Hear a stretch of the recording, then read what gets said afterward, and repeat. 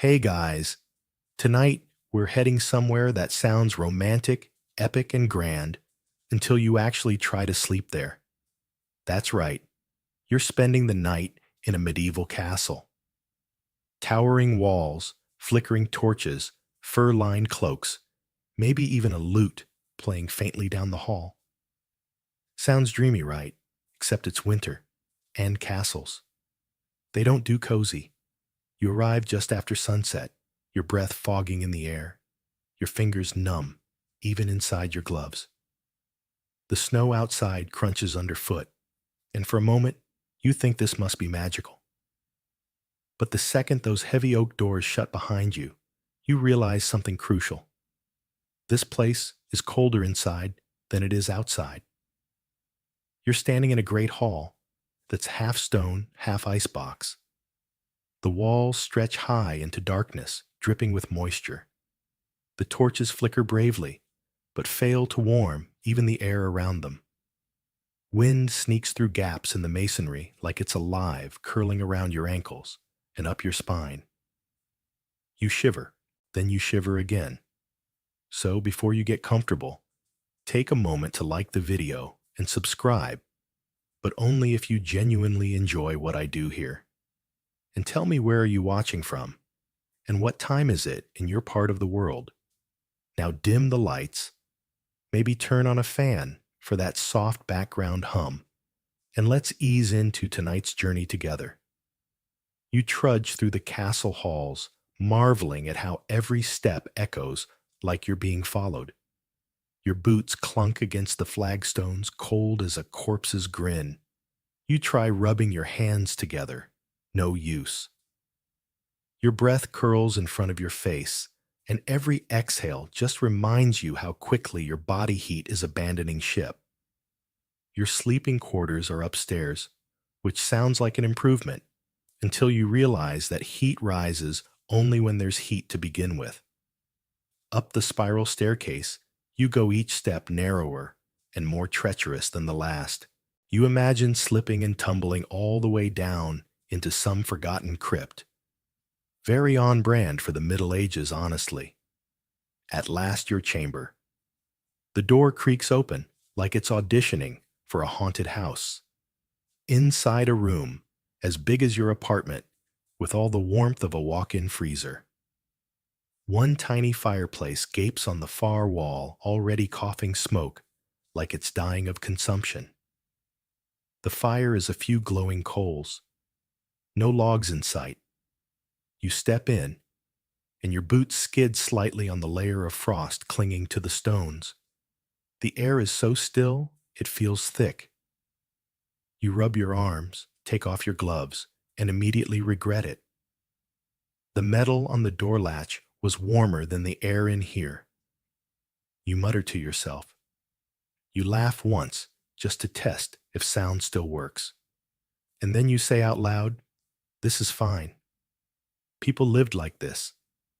But deep down, you're starting to realize they didn't sleep. They endured. You glance around. There's a bed, technically. A wooden frame with a lumpy straw mattress on top, the edges curling with age. It looks like it last supported a living person around the time of the First Crusade. You poke it with a stick from the fireplace. Nothing moves. Yet. The walls are bare, except for a hanging tapestry depicting some battle. You walk over to it, thinking maybe it'll block a draft. Nope. Behind it, another hole in the wall. You press your hand against it and feel a full breeze. Not a leak, a wind tunnel. You sit on the edge of the bed. It groans. So do you. Then as your fingers start to go numb again, you wonder, how did anyone survive this? Well, here's your first fun historical fact. Most castles were designed for defense, not comfort. Stone walls kept out enemies and kept in nothing. Certainly not heat. Fireplaces were a luxury, and even when you had one, most of the heat shot straight up the chimney. Historians still argue whether medieval folks actually slept through winter nights, or simply napped in shivers, rising often to stoke fires, drink warm ale, or curse their ancestry. You take off your cloak and hang it by the hearth, already regretting it. Your underlayers are wool, but even that feels more symbolic than useful. You huddle by the fire, breathing in smoke that stings your eyes and does nothing for your feet. You finally lie down on the bed, pulling a blanket over you. It's rough, scratchy, smells vaguely of sheep and candle wax. You curl into a ball, trying to shrink into yourself and wait for your body to catch fire from sheer desperation. Instead, your teeth start chattering. So yes, welcome to your first night in a medieval castle during winter. The walls are made of stone. The windows are covered in oiled parchment that doesn't insulate so much as mock you. And the fire. It's more for morale than temperature. You try closing your eyes. The blanket barely covers your shoulders. The wind whistles through the rafters. And somewhere in the distance, something thumps. Maybe it's just the walls settling. Maybe it's a ghost. You're too cold to care. You don't sleep. Not really. You drift. You twitch. You shiver so hard, it feels like the bed itself is rattling. And when you do, finally nod off, it's not restful. It's the kind of sleep you wake up from, feeling more tired. Congratulations, you've experienced your first medieval rest. When you peel open your eyes, the room is a dim gray. Morning maybe, maybe not. Hard to tell when the window is covered in frozen fog and the candle on the side table has melted into a sad lump of wax. You lift your head slowly. Your neck feels like it slept on a brick, which, to be fair, it sort of did. The fire is out. You already miss it. You sit up, and your breath forms a small cloud in front of your face. Your blanket has slipped to the floor, and as you reach for it, your fingers brush the stone. It's actually damp, not just cold wet. Moisture has crept in through the walls during the night, and now it's clinging to everything, including your skin. You blink and try to process the reality of the next step you have to get out of bed. Your boots sitting neatly by the door look like they've been dipped in frost. You go to put them on and realize you may as well be sticking your feet into two meat lockers. You hiss through your teeth as the icy leather tightens around your toes. The soles are stiff. There's no such thing as indoor slippers here. Just pain. You stand stretch and hear joints crackle like you've aged 10 years overnight. The cold has seeped into your bones. You're wearing 3 layers and you still feel like you're being punished by the air. Then as you shuffle toward the door, you feel it a sharp gust around your ankles. A draft. You stop. Another one hits your back. You turn slowly and scan the room. There's no open window, no missing brick. And yet, there it is again. The unmistakable whisper of air moving through invisible cracks. Drafts in castles were infamous. Builders did what they could.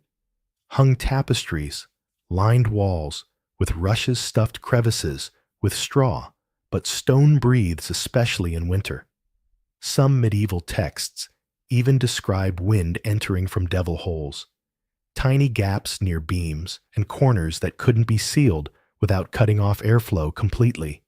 Historians still argue whether these cold spots were architectural flaws or deliberate design meant to prevent deadly smoke buildup. You're not an architect, so you settle for swearing at the wall and wrapping your cloak tighter. You try to light the fire again. You bend over the hearth, huddling close as you strike flint. Sparks jump, but the tinder's damp.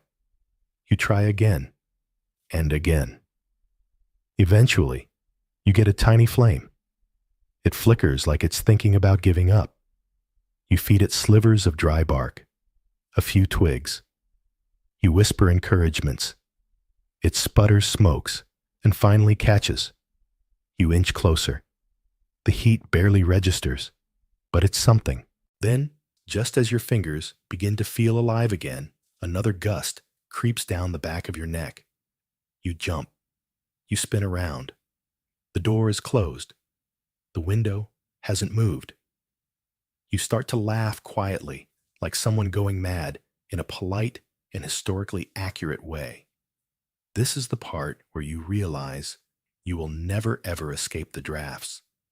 They're like house spirits, mischievous, persistent, and possibly vengeful.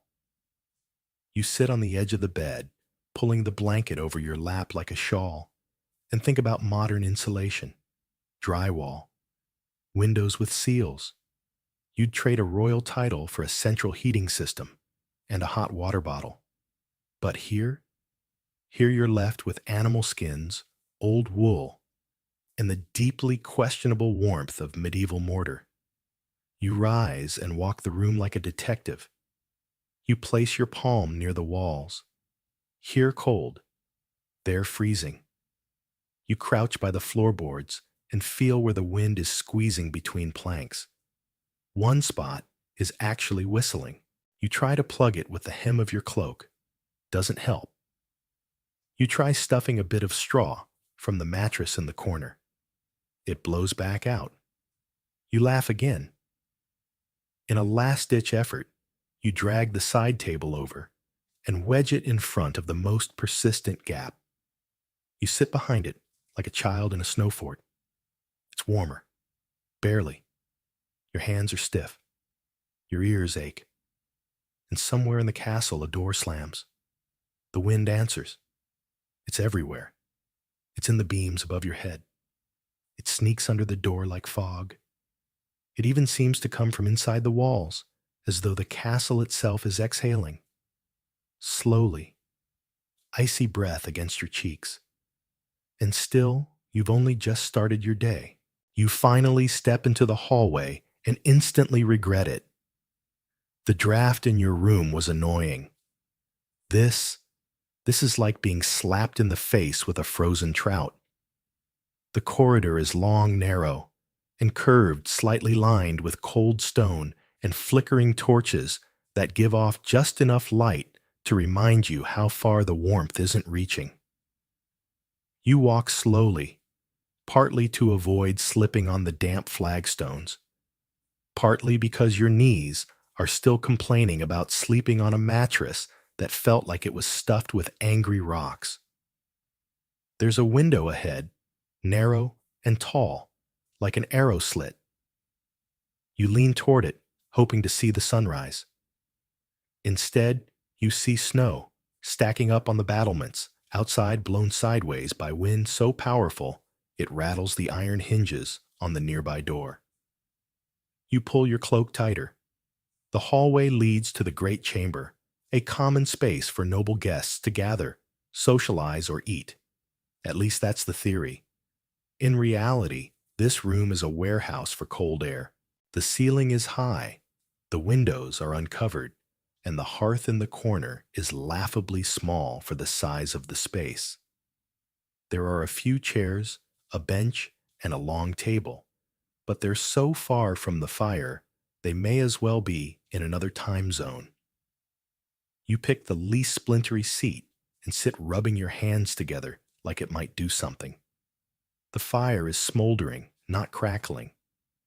You toss on a few logs. The smoke goes straight up and out through a poorly ventilated flue. You start to feel the fire's warmth, sort of, but only on one side of your body. Your front warms. Your back freezes. You twist, then you rotate. You do this slow-motion rotisserie dance that would probably be funny if your teeth weren't chattering the entire time. You think about asking for a warming stone flat rocks that were heated and wrapped in cloth to tuck under cloaks or even in beds. Nobles sometimes used them at night, assuming a servant was available to reheat them every few hours. Unfortunately, there are no stones nearby, and no servant currently interested in your discomfort. Historians still argue whether the cold was simply accepted as a fact of life or whether it drove people slightly insane. Based on your current mental state, you're leaning hard toward the slow madness theory. You walk around, hoping movement will help. You pass a tapestry stiff with frost on one corner. You tug it back and find a full breeze whistling through the stonework behind it. You let it fall again. The draft stays. You spot a cat curled in a corner near the fire doing a much better job surviving winter than you are. It opens one eye, then closes it again, clearly unimpressed with your presence. You glance at your chair, still cold, still uninviting. So you start pacing, and with each step, you discover that medieval castle floors are a patchwork of microclimates. Step here, slightly damp. Step there, actively icy. Step again. Oh, hello, puddle. Your boots squish slightly, which feels wrong on a stone floor. Eventually, you admit defeat and sit back down near the hearth. You stretch your feet toward the flame, lean your elbows on your knees, and let your head droop. Your body begins to relax, then crack. You bolt upright. A sound echoes through the chamber like a whip. Your heart is pounding. You turn toward the source. It's just a log splitting in the fire. You laugh nervously. Then you notice something worse. The fire just puffs smoke directly into the room. You cough. Your eyes sting. The chimney's decided it's too cold to work today, and suddenly your warm refuge is now a smoky, smoldering death trap. You push open a narrow vent in the wall, hoping to let some of the smoke out. Of course, all that does is invite more cold in. You now have the unique experience of feeling both frozen and suffocated at the same time. You prop the vent, halfway crouched low, to avoid the worst of the smoke and think about modern life central heating sealed windows, breathable air. You picture a thermostat and weep softly inside. You decide to go back to your room. You pass a servant on the stairs, barely older than you, carrying a bundle of firewood and coughing into his sleeve. He nods at you without making eye contact. You nod back. The moment feels strangely intimate, like you've both survived something, which, technically, you have this morning. Back in your room, the fire's out again. The table fort is still there. The drafts have resumed their whisper campaign. You sit on the bed, pull your blanket over your shoulders, and wait for the rest of the day to catch up to your temperature. You're bundled up like a medieval onion layer after layer after layer, and yet somehow you're still cold. You're wearing a linen shift, a thick woolen tunic, a second woolen tunic, because desperation, plus a heavy cloak. You've wrapped a scarf around your neck and tucked your hands into fur-lined mittens that barely pass for warm. The result? You look like you're dressed to survive a snowstorm, inside your own room. You pace slowly, partly to warm your feet, mostly to delay the inevitable crawling back into that straw-stuffed bed that smells like regret and rodent memories. But eventually, you give in. You lift the blanket and hesitate. Yes, it's still cold under there. You climb in. The mattress crackles slightly, not from movement, but from ice crystals in the straw. You wiggle into the most central position possible, tucking your cloak under your sides like a desperate burrito. The goal is simple. Conserve body heat. Do not die. Here's the fun part. Medieval people knew it was cold. They weren't in denial. In fact, they often layered to absurd degrees. Nobles would sleep in full cloaks with 2 or 3 layers of stockings and sometimes even hats. Yes, sleeping in a hat wasn't just a Victorian thing, it goes way back. And here's your quirky fact of the evening. There were actual bed socks made from fur, or lined with straw, meant exclusively for sleeping. The irony, of course, is that once you put them on, they'd likely be damp by morning, from sweat or melting frost, depending on the wind. You lie perfectly still, afraid that moving might invite a new draft to discover you. The tapestry across the room sways faintly. You could swear it has a personality now. You close your eyes. You open them again immediately. Your toes feel like they've been excommunicated from the rest of your body. You try rubbing your feet together, no luck. You sit up, dig into the foot of the bed, and pull out a warm brick you tucked in there hours ago. It's now room temperature, which is to say, miserable. You wrap it back in cloth and shove it under your armpits instead. You lie back. This time, you fall into a sort of suspended consciousness where you're not awake, but you're not really asleep either. You're just surviving. Time doesn't exist, only cold. Eventually, movement wakes you. There's a rustle. You sit up, heart thudding. Something shifts near your feet. You wait. You listen. You rustle the blanket just a bit, and a mouse darts out, offended by your hospitality. It skitters across the floor and vanishes under a crack in the baseboard. You stare at the space it disappeared into. You consider whether inviting it back might help you stay warm. You lie down again. You say a little prayer, half religious, half passive-aggressive. Dear warm things, please come back. Somewhere far below the castle creaks. The walls moan. It sounds suspiciously like someone whispering in Latin. You pull the blanket higher. The funny thing is, this is normal. Sleeping in the cold was so expected that people developed all kinds of clever coping strategies. Nightcaps weren't just fashionable, they helped prevent heat loss. Beds often had thick wooden canopies and heavy curtains that helped trap body heat. If you were lucky enough to share the bed with someone, all the better.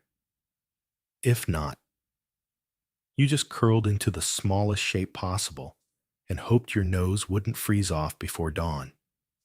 Historians still argue whether castle dwellers truly acclimated to these temperatures or whether they were just grumpy and frostbitten all the time. You know where you stand solidly on the side of grumpy. The blanket slips. You haul it back. Your back itches. You scratch through 3 layers of clothing. A breeze strokes your forehead. You curse the air. And still, you stay in bed. Because as bad as this is leaving, the blanket cocoon is worse. You stare at the wooden beams overhead. They creak. A spider drops down, dangles, and slowly climbs back up. Even the wildlife is cold. You curl tighter and start counting ceiling stones. You make it to 11 before your mind wanders. To firewood. To soup. To a thick pair of knitted socks that only exist in modern dreams. You consider burning your cloak for warmth. You don't. But you consider it. Then just as you're drifting into something that might be sleep, there's a howl. Not inside. Outside. A long bone-rattling wolf cry, echoing across the hills. You sit up. The tapestry flaps. Another gust snakes across the floor. And somewhere beneath all that, you hear the faintest squeak. The mouse, perhaps. Maybe he's cold too. You stay in bed longer than you meant to, not because you're sleeping, but because you've negotiated a tense peace treaty with the cold. You're just warm enough to function, just miserable enough to want to cry. And you know, the moment you move, everything will unravel. But eventually, your bladder wins the debate. You sit up, and the cold rushes in like a wave. Your breath fogs again. Your hands go numb before you even reach the floor. You stare at the chamber pot. It's over there. You're here. The chamber pot is not just a piece of historical trivia, it's a necessary evil, especially in winter. Getting out of bed to relieve yourself in a freezing hallway, or worse, an outhouse, is basically an act of medieval self-harm. So instead, nobles and guests alike use ceramic or metal pots tucked under the bed or in a corner of the room. Yours is metal, and when you pick it up, it feels like you're touching an iron icicle. You wince, mutter several unprintable things, and do what must be done with as much dignity as can be managed while freezing and half asleep. You try not to think about where this will go later. Spoiler, somewhere outside, probably flung into the moat by a reluctant servant. Sanitation was more of a vibe than a system. Historians still argue whether nobles actually used chamber pots themselves or left it to their attendants. Based on the current temperature, you're fairly certain anyone without a servant simply suffered in silence or developed bladders of steel. You set the pot aside, tug your cloak tighter, and shuffle to the window to check the weather. Bad idea. The second you peel back the oiled parchment, covering a blast of snow-laced wind punches you in the face. You squeal like a haunted kettle and slam it shut again. The frost has crept inside delicate ferns of ice branching along the wooden frame, as if the cold is sending decorative hate mail. You stand there for a moment, just breathing through the shock, wondering if you've officially lost feeling in your left ear. Then you hear a noise in the hallway, boots on stone, slow and deliberate. Your heart skips. You wait. The footsteps pass. Just a night watchman making rounds. Still, it reminds you that in a castle, you're never truly alone. Guards, servants, pages, they're all moving in the background, checking locks, stoking fires, or searching for drafts with curses and armfuls of straw. You pull the blanket from your bed and wrap it around your shoulders like a burrito of survival. Then you sit by the cold hearth again, glaring into its empty mouth like it owes you money. You consider lighting another fire, but the wood is gone. You burned the last of it yesterday. Someone was supposed to bring more. Someone didn't. This isn't surprising. Winter in a medieval castle wasn't just physically brutal. It was logistically exhausting. Servants were responsible for hauling firewood up steep, slippery stairs to every noble room, maintaining dozens of fires that refused to cooperate. Ash had to be cleaned, chimneys poked, smoke flues adjusted. If a fire went out at night, tough luck. You waited until morning or tried to steal embers from the kitchen hearth if it was lit at all. You reach into your satchel and find a chunk of dry bread. Stale. Possibly from the previous century. You gnaw on it while staring out the frost-covered window. Outside, a hawk glides by, completely unbothered by the snowstorm below. Must be nice. Then a muffled knock. You shuffle to the door, open it a crack. It's a maid. No older than 14. Her hands are red with cold, her nose dripping. She silently hands you a small bundle of fresh kindling and nods. You almost cry. You thank her. She disappears like a ghost. You rebuild the fire, slowly, flint straw patience. This time, the flame catches quickly. A blessing. The kindling crackles to life, filling the hearth with golden promise. You sit as close as you dare, letting the warmth soak into your boots. The smoke drifts upward, this time well-behaved. You exhale. Progress. You unwrap the blanket a little. Your hands are still stiff, but at least they're yours again. You stretch your feet toward the flame, hoping to dry your damp socks. One slips off. You debate chasing it. You don't. Instead, you lean back, and close your eyes, letting the fire do its work. And for the first time in days, you feel something rare in a medieval castle during winter. Not cold, not warm exactly, just not cold. It's a win. The fire doesn't last. Of course it doesn't. It never does. You wake up to ash in a room that has returned to its default state, hostile tundra. The temperature has nosedived again, and everything around you, your cloak, your socks, even the very air feels like it's been soaked in disappointment and wrung out by Jack Frost himself. You sit up. Your joints groan in protest. Your breath is fogging again, and your lips stick together from dryness. You look around the room like maybe something has changed. Maybe the sun broke through. Maybe warmth arrived in the night like a hopeful fairy tale. It hasn't. Instead, you see your breath, a half-frozen sock, and a window rimmed in interior frost. Yes, frost. On the inside of the window. You shuffle over and wipe it away with a finger. It squeaks, like a scream. Outside, snow is still falling in fat, lazy flakes, blanketing the courtyard and dusting the tops of the stone walls. You're not going anywhere today. You sigh, pick up the half-frozen sock, and wince as you stretch it over your foot. It's not even wet anymore. It's crispy. That's the word. Crispy wool, which should never be a thing. You add another tunic and decide to brave the halls again, just to move your legs and chase a bit of circulation.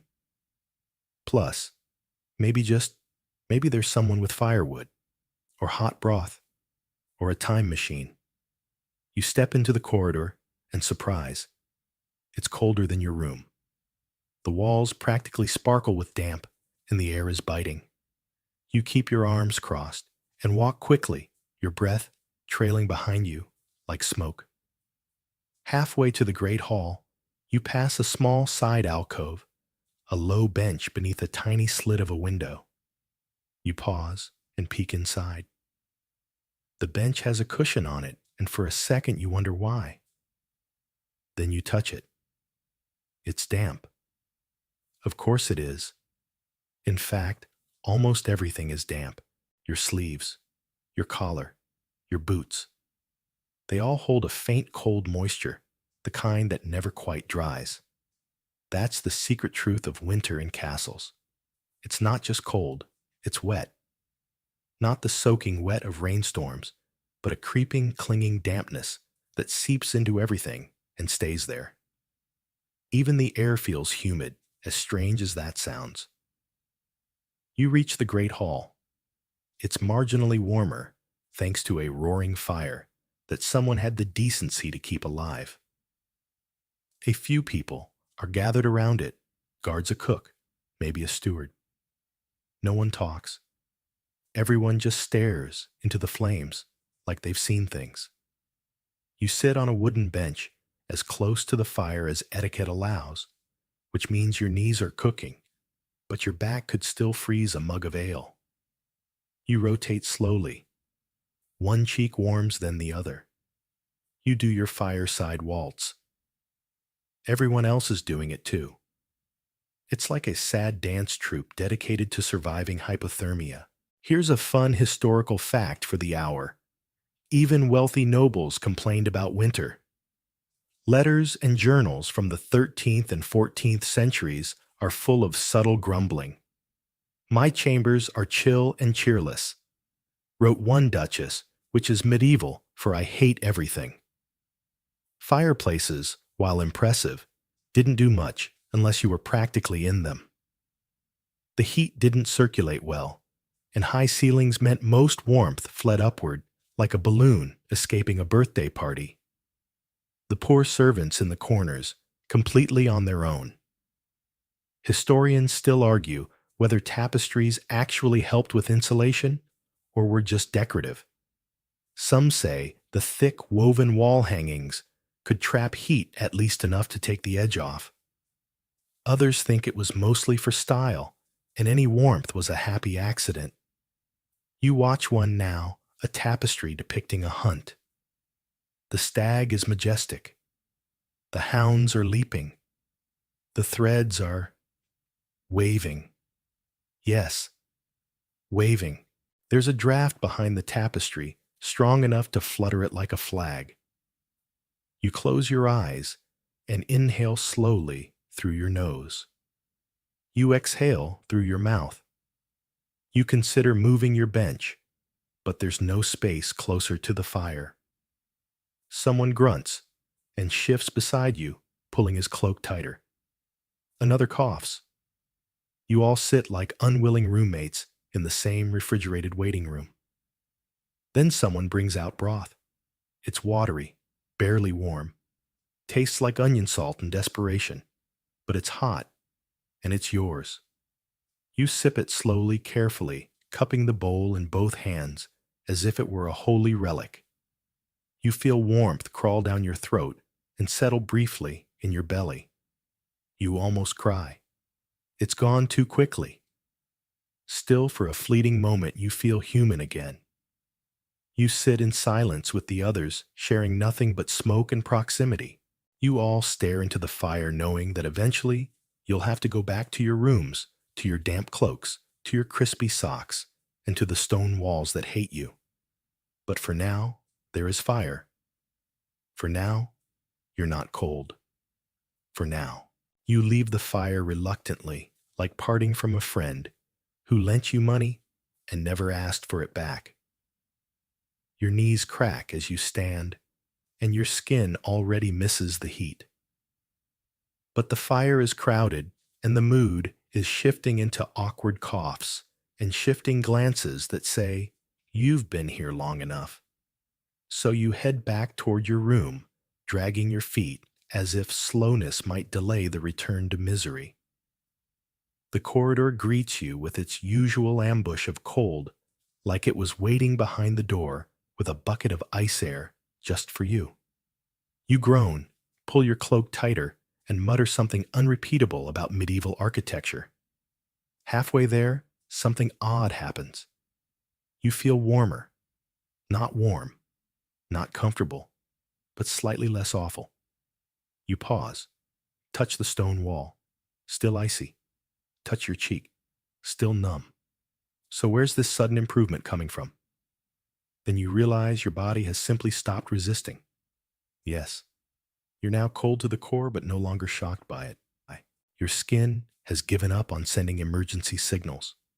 Your brain has accepted the frost. You've passed into the "it's fine" stage of medieval survival. This is where people start saying things like, "It's not that bad." It is, though. You arrive at your room. Inside, more gray light, more silence, and one defeated mattress with a mouse hole at the base. Your boots make a clunk sound as they hit the floor. You lie on the bed not to sleep, but just to stop moving. The chill seeps back in quickly, as if punishing you for daring to enjoy the fire downstairs. You stare up at the ceiling, watching dust drift lazily through a shaft of light. You think about castles, their grandeur, their elegance, the legends surrounding them. Kings, queens, battles, feasts. No one ever talks about the cold. Here's your historical tidbit.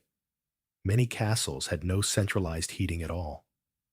Fires were set room by room, usually only in occupied chambers. And even then, they weren't expected to heat the room, just provide a radius of survival around the hearth. Some rooms had braziers, metal bowls filled with glowing coals, but these had to be carefully managed or risk poisoning the occupants with smoke. The wealthy might have foot warmers or heated bricks, but even these were luxury items. Most people relied on layering, huddling, and sheer stubbornness. You roll onto your side and glance at the wall. A spider is methodically building a web between the curtain rod and the stone.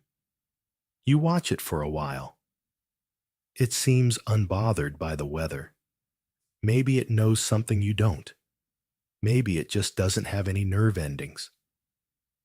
A breeze sneaks under the door again. You cover your ears with the blanket, and then it begins the creaking. Medieval castles are always creaking. The beams groan. The stones shift. The doors settle into themselves with dramatic little thumps and sighs. You used to flinch at every sound. Now you just wait for the next one.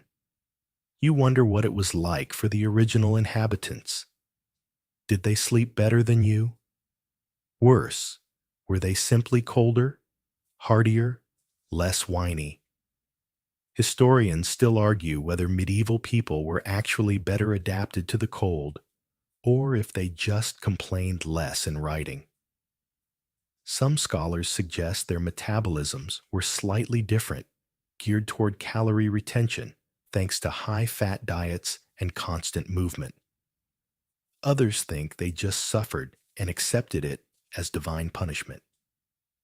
You shift in bed and feel something under your hip.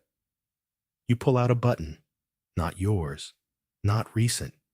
It's metal, engraved faintly and cold enough to burn your fingers. You toss it aside like a cursed artifact. Then, just to feel something again, you decide to get up and check the corridor. Maybe someone left a fire tray nearby. Maybe a miracle occurred and a warm breeze decided to visit your hallway. You open the door, and there it is. Not warmth, not fire, but someone else. A boy, maybe 10 years old, bundled in rough cloth and hauling a bucket of ash. He freezes when he sees you, clearly not expecting a person, let alone a burrito of wool, and desperation to emerge from this particular door. You nod. He nods back. Neither of you says a word. He continues on, dragging the bucket behind him, leaving a trail of gray smudges. You watch him disappear into the dim curve of the hallway. Then you close your door again and sit on the bed. You've seen a ghost of your younger self, or maybe just a reminder that in winter and castles, everyone's quietly trying to stay alive. The nobles, the servants, the mice. You pull the blanket tighter and whisper, "We'll get through this," even if you don't believe it. You wake sometime later, not because you're rested, but because your nose is frozen. It's sticking out from under the blanket like a sad little icicle, and your face has decided that enough is enough. You groan softly and curl deeper into the warmth you've built up overnight, a pocket of barely survivable air under 3 layers of scratchy wool. It's darker than it should be. Overcast, perhaps. Or maybe the castle walls have just absorbed all light and joy like they do heat. You stretch a foot and hit something crunchy. You freeze. Again, literally and emotionally. It's your sock, the one that fell off yesterday, now frozen into a strange crescent shape, as if mocking you. You retrieve it, with 2 fingers shaking off the frost and deciding that yes, you'll wear mismatched socks today. Fashion was not a medieval priority. Survival is. You sit up slowly, blanket draped around your shoulders, like a makeshift throne robe. You are the sovereign of suffering, and your castle is winning the war. Your stomach growls, a new torment. It's time to face the next cruel reality meals. You shuffle down the corridor again, this time in search of food. The kitchen is somewhere below, near the service halls. The steps are worn, slightly damp, and curved, like a spiral, made by someone who hated convenience. You cling to the wall with one hand and descend. Your breath fogs with each exhale, and the closer you get to the kitchens, the more it starts to smell of ash meat, fat, and faint disappointment. At the bottom, a low-arched entryway with soot marks above the door. Inside, a great hearth is roaring, and for a moment, you feel salvation. Then you realize you're not the only one with this idea. 3 servants, 1 scullery boy, and a grumpy cat are already huddled near the fire. No one moves. No one smiles. You nod and wedge yourself into the least wet patch of bench near the coals. The fire crackles loudly, almost boastfully. You inhale the scent of something boiling, probably a thin pottage made from yesterday's bread, a turnip, and the tears of the cook. Here's your historical fact.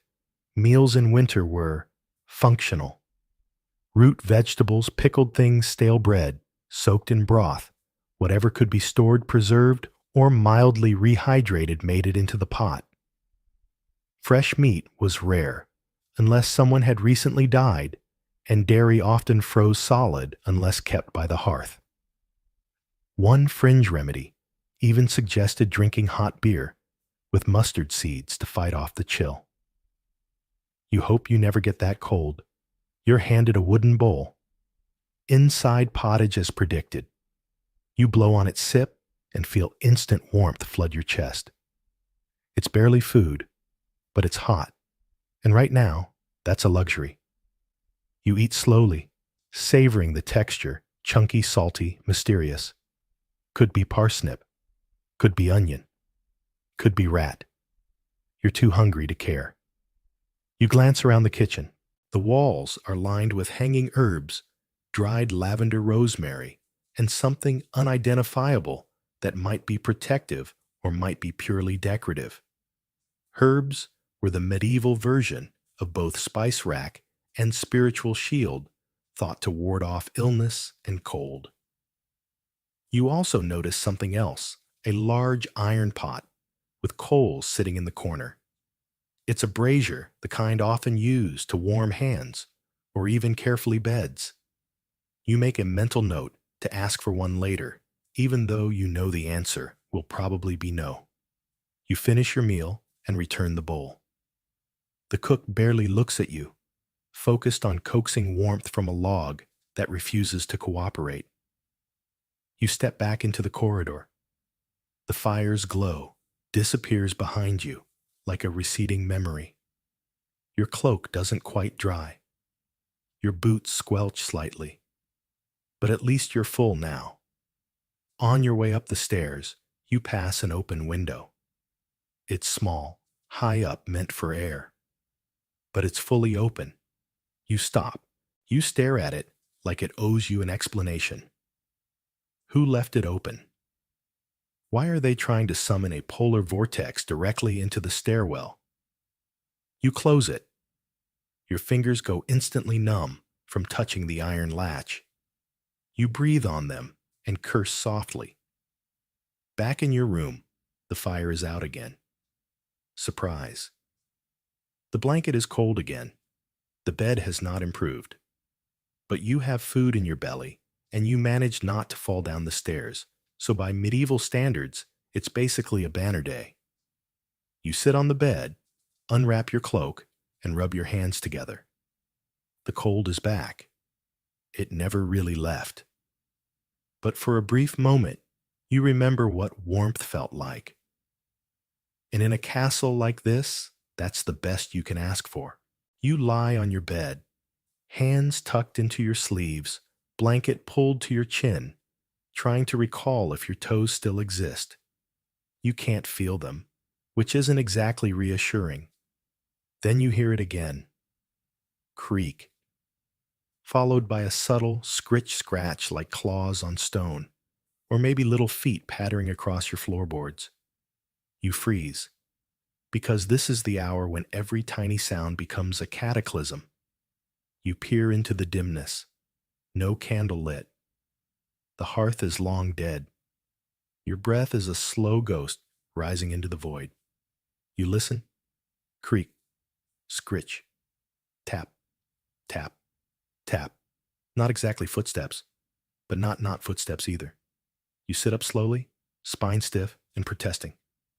You pull the blanket around your shoulders like a nervous burrito and tiptoe across the room to the door. You press your ear to the wood.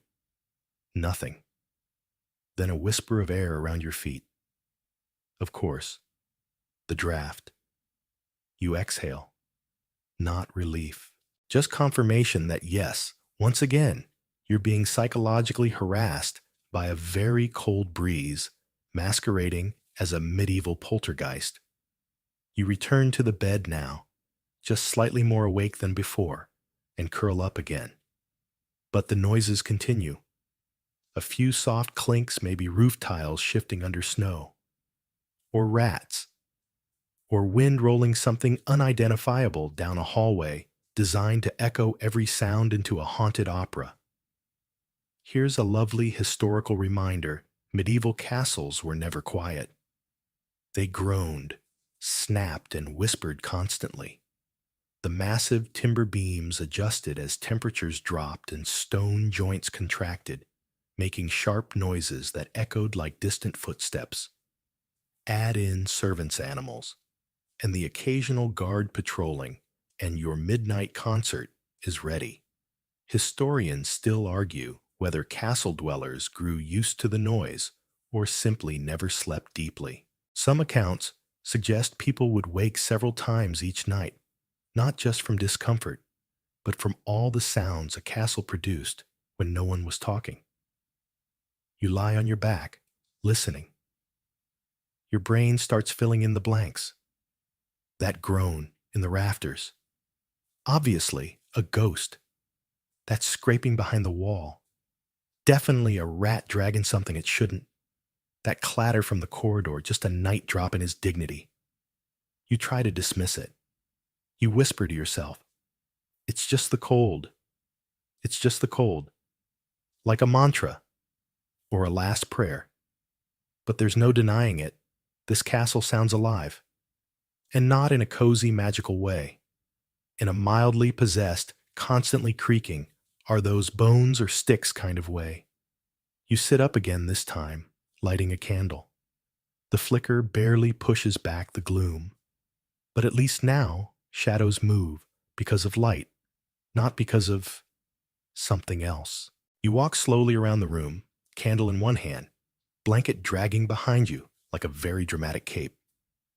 You check corners, peek under the table, stare at the tapestry long enough to make yourself uncomfortable. And then you hear it again. Thump. Lower. Fainter. From the floor below. Could be firewood being chopped. Could be boots on stairs. Could be a minor demon looking for new accommodations. You decide not to find out. You return to the bed, blow out the candle, and lie back down. The noises persist, but you try to make peace with them. You name the sounds as they come. That squeak is Gertrude. That creak is Reginald. That weird metal clang, Sir Awful timing. If you can laugh at it, you can survive it. Eventually, your mind starts to dull again. The edge of anxiety softens. You grow used to the rhythm, the castle's own midnight symphony of moans, taps, gusts, and mice. You even smile once when a distant clunk reminds you of a falling helmet. Still, your heart races when a final thump echoes loud, direct, and just outside your door. You don't move. You don't breathe. You wait. Silence. Then, just to be sure, you whisper, "If you're a ghost, please wait until morning. I'm very tired." Nothing answers, which is either good news or very bad news. You pull the blanket higher and slowly drift off again, rocked not by peace, but by sheer exhaustion, and a small, reluctant trust in the idea that creaking walls aren't always an omen. Sometimes they're just cold. You wake up warm, or rather less frozen, which after nearly 10 nights of medieval hypothermia might as well count as a spa treatment. But there's a catch. You're not alone. You open your eyes to a face, not an unfamiliar face, thankfully, just a cousin, or maybe a visiting noble's page. You're not sure, but he's snoring softly, curled like a burrito in your bed, sharing your once exclusive pile of wool and misery. You blink. Then you notice something else. More limbs. There's someone else on the other side of you. and a third person's foot poking out near the base of the bed. It takes a moment for your half-conscious brain to catch up. But then you remember bed sharing, a very real, very common practice in castles, especially during winter. Firewood was limited and heat was precious. The solution: pile everyone into a single bed like human insulation. Nobles did it. Servants did it. Even royalty occasionally shared sleeping quarters with family advisors or their favorite pet goose. You try to shift quietly. You're wedged between two breathing furnaces. Someone's cloak is over your legs. You can't feel your right arm, and someone's hair is tickling your ear. Still, you have to admit, it's the warmest you've been all week. Of course, warmth comes with a price.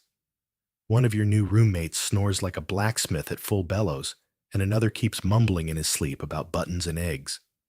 You don't ask. Also, someone has very cold feet. You know this, because they've pressed them against your thigh. You consider kicking them gently. But remember that in this era, body heat is currency. Better to tolerate the foot than risk an icy solo night. You shift sigh and stare up at the ceiling. It creaks again. You smile. The usual company.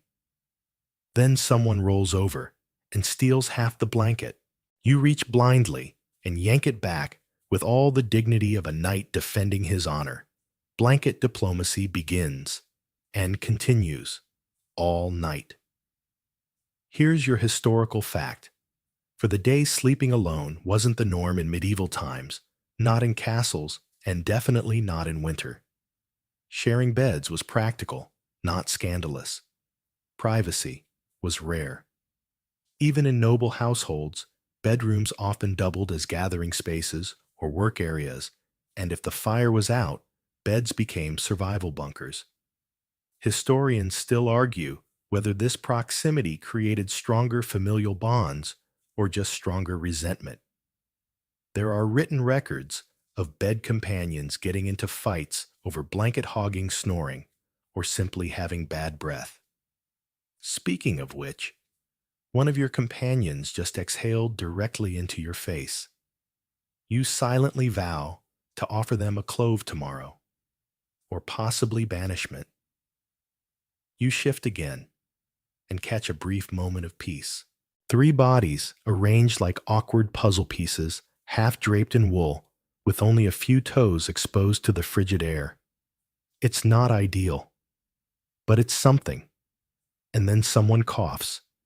A deep, chesty, could-be plague kind of cough. You flinch. You sit up slightly. You check your own throat preemptively. Still intact? No swelling. Just paranoia. The cough fades. The culprit rolls over and begins murmuring something about sausages. You lie back down. Close your eyes. The cold hasn't gone. It's simply been outnumbered. And that's the great irony of sleeping in a castle during winter. Despite all the stone and status and legend, your greatest defense is other people. Their breath, their bodies, their blankets. It's not romantic. It's not elegant. It's crowded and a bit smelly. But you're warmer now than you've been in days. You surrender to it, to the smells of damp wool and mystery feet, to the snores the blanket tugs, and the quiet hum of communal survival. Somewhere in the castle, a fire pops. Someone's probably up already stirring ash-stoking coals, preparing the next meal of gray pottage. But that's not your problem. Not yet. Right now, it's just you and the human furnace on either side. No more cold stone against your back. No more icy draft biting at your ankles. Just heat. Hard-earned. Slightly gross, but real. You smile into the darkness and drift off again, sharing your breath with strangers like a true medieval resident. You awaken to smoke. Not thick, panic-inducing smoke, but the kind that clings to wool, hangs in the air like guilt, and makes your nose wrinkle before your eyes even open. The fire's out again. But the scent lingers, charcoal-scorched bread, and the lingering musk of wet wool, cooked slowly overnight. You sit up cautiously, careful not to disturb your now snoring bunkmates. One has an arm draped across your knee. The other is curled into a ball, muttering something about spoons. You extract yourself like a medieval contortionist and tiptoe across the stone floor. Every footstep feels like stepping on a slightly damp tomb. The hearth is blackened. No embers remain. You crouch in front of it, hoping there's life left. You blow gently. A few flakes of ash rise into the air, mocking you. You sigh. Here's your reward for surviving another night: a cold room, cold clothes, cold air, and smoky lungs. Because while fires were the heart of any medieval room, they were also the lungs' worst enemy. Ventilation wasn't exactly sophisticated. Chimneys were experimental in many early castles, often no more than smoke holes punched in the wall. If the flue was clogged, if the wind was wrong, or if the fire misbehaved, the smoke just stayed clinging to walls, tapestries, and your sinuses. You grab your cloak from the peg and shake it out. It smells like 3 types of wood, 2 types of sweat, and a generous helping of ash. You put it on anyway. You move toward the door and swing it open slowly. The corridor smells the same smoke-wet stone in history. Your throat scratches with every breath. Your eyes sting slightly. You sniff. You cough once. And then you realize something fun. You can't tell if it's from the smoke or from the start of a winter cold. Because castle air isn't just cold, it's stagnant. You're breathing the same recycled breath of dozens of servants, nobles, rodents, and possibly ghosts.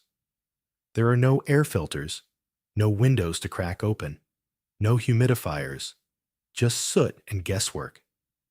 You head downstairs, where breakfast might be in progress, or maybe just more pottage.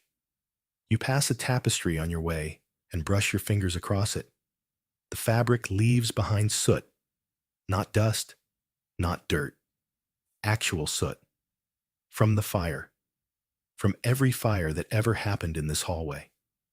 You pause and cough again. Someone behind you does the same. You glance back. A maid, with a bucket of coals and a nose red as a beet, trudges past, eyes puffy and resigned. She doesn't speak. She's been breathing this in for years. You reach the kitchen. The hearth is lit. It's warmer here, but the smoke is trapped low, curling in hazy spirals. The window, flue, hasn't been opened yet, probably frozen shut again. You sit on a bench and wait. Your eyes water gently. Someone hands you a bowl. Not pottage this time. Something lumpy. You poke it with a spoon. It jiggles. It smells vaguely like turnip and regret. You eat it anyway.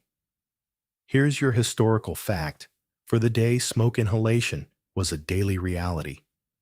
There's no evidence medieval people had effective remedies for it, though some believed burning rosemary or vinegar in the hearth would purify the air.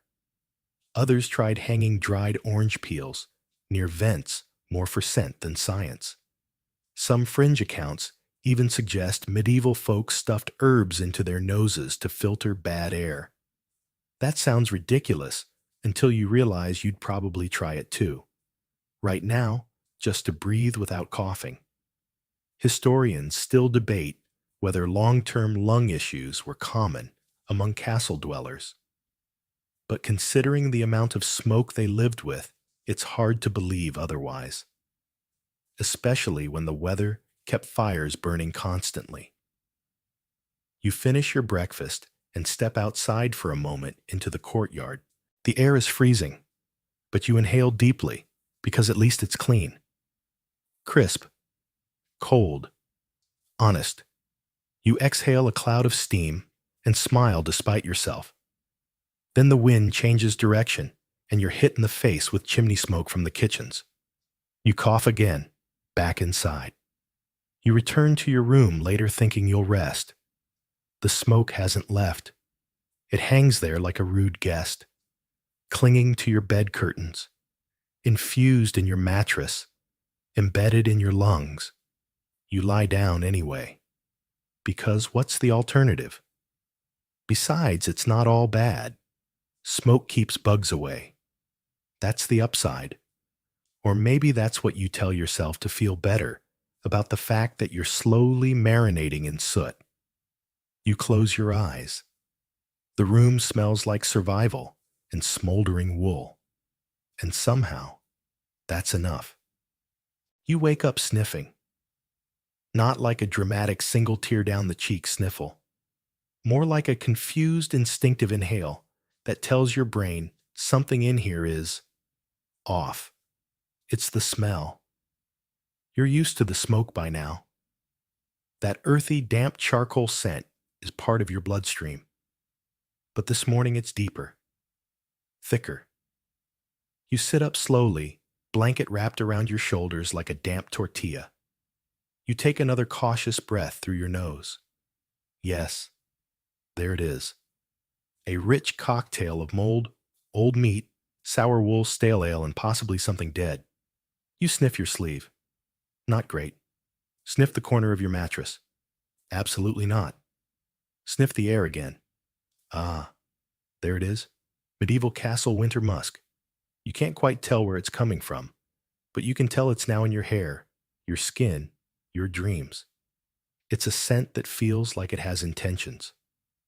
You swing your legs off the bed and immediately regret it. The floor is wet. Not puddle wet, just enough dampness to raise questions. Was it the wall? The ceiling? A ghost with a sponge? You shuffle across the stone and peek behind your tapestry. A patch of wall is fuzzy. Fuzzy. Like a loaf of bread gone existential. You touch it with one finger. Yes, that's mold. You wipe your hand on your tunic and try not to think about it too hard. The truth is, everything smells in this castle. You've just been nose blind for days. The bed smells like body heat and anxious dreams. The hearth smells like burned stew. The chamber pot is, well, the chamber pot. And even your beloved cloak now has undertones of fermented sheep. You sigh and open the door for a breath of fresh air. Big mistake. The hallway is worse. Damp rushes line the floor, once meant to soak up messes, now soggy and fragrant. Someone's dumped vinegar somewhere either to clean or ward off evil. Possibly both. You can smell the stone sweating. Yes, stone can sweat, and when it does, it smells like centuries of memories you wish you didn't have. Here's your daily historical truth. Bomb castles weren't fragrant in winter. The cold didn't stop smells, it just changed their tone.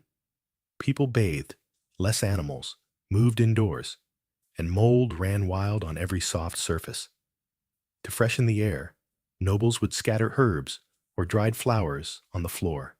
Lavender mint, rosemary marjoram, creating a sweet-smelling mat that was trampled into a paste by spring. Historians still argue whether this actually masked odors or just mingled into a bouquet of wet flower decay. You walk toward the great hall, following your nose like a detective. It leads you past the kitchens, where someone is boiling onions and cabbage into what can only be described as weaponized soup. You detour. You're not emotionally ready for that scent journey. Instead, you make for the chapel. Fewer bodies, more candles, inside peace, a quiet echo, a hint of beeswax. You sit on a bench and inhale deeply. Finally, a smell that doesn't make your soul wilt. Beeswax, cold stone, dry incense. The chapel is one of the only places where mold fears to tread. Maybe the prayers help. Maybe it's the high ceilings. You stay for a while, letting your lungs remember how to behave. Then a priest walks in, says nothing, but lights a fresh incense cone. It smells like pine resin and frankincense. You nearly cry. You return to your room with a new sense of smell awareness. And now it's worse. Your blanket ripe, your socks sentient, the mouse hole oddly floral, suspicious. You decide to do something drastic, air out your mattress. You lift it slowly because it weighs about the same as a wet donkey and prop it against the wall. Underneath, a dark stain of ambiguous origin. You throw some herbs on it. Rosemary, sage, possibly thyme. You don't know. You just keep throwing. Then you fling open your window. Whoosh! A gust of icy wind slaps you, scattering your herbs and nearly knocking over your candle. You scream. The mattress falls. It smells worse now. You give up. You collapse onto your chair, rub your temples, and accept that in winter, in a medieval castle, clean and fresh are not real categories. They're aspirations. You curl up under your cloak, trying to identify each individual odor like a very sad sommelier. Damp hay, smoked leather, garlic ghost, burnt fish. Eventually, your nose goes numb. Your brain fogs over. You exhale, and sleep takes you quietly in the stink. When you next open your eyes, it's darker than it should be. Not nighttime, dark winter afternoon. Dark, that special kind of dim that makes you question if the sun ever really existed or if it was just something the minstrels made up to give people hope. You sit up slowly. Your head feels stuffy, your throat scratchy, and your mood somewhere between annoyed monk and feral squirrel who lost its acorns. You pull the blanket tighter around your shoulders and give your mattress a quick glare, as if to say, "You did nothing for me." Then you glance at the window, still frosted, still leaking air, like a disgruntled ghost. You sigh, reach for your boots, and tug them on. They're damp. Again. Always. You wiggle your toes and feel the gentle squish of lingering cold. Then you pause. You hear laughter, muffled, distant, but unmistakable. You lean closer to the door, curious. It's not an everyday sound around here. In fact, it's rare enough that you stand up and follow it like it's the last cheerful breadcrumb on earth. Down the corridor, across the landing, and past a draft that feels personally targeted at your ankles, you arrive at a narrow staircase leading down to the servants' quarters. You hesitate, then descend, and suddenly you get it. It's warmer here, not cozy warm, but warmer. You feel the difference immediately. The air is denser, smells like sweat and yeast, and drying laundry not ideal, but a welcome break from smoke and mold. You peek into the hearth room. There's a group of people gathered around a low fire. 2 women are mending clothes. A boy is peeling root vegetables.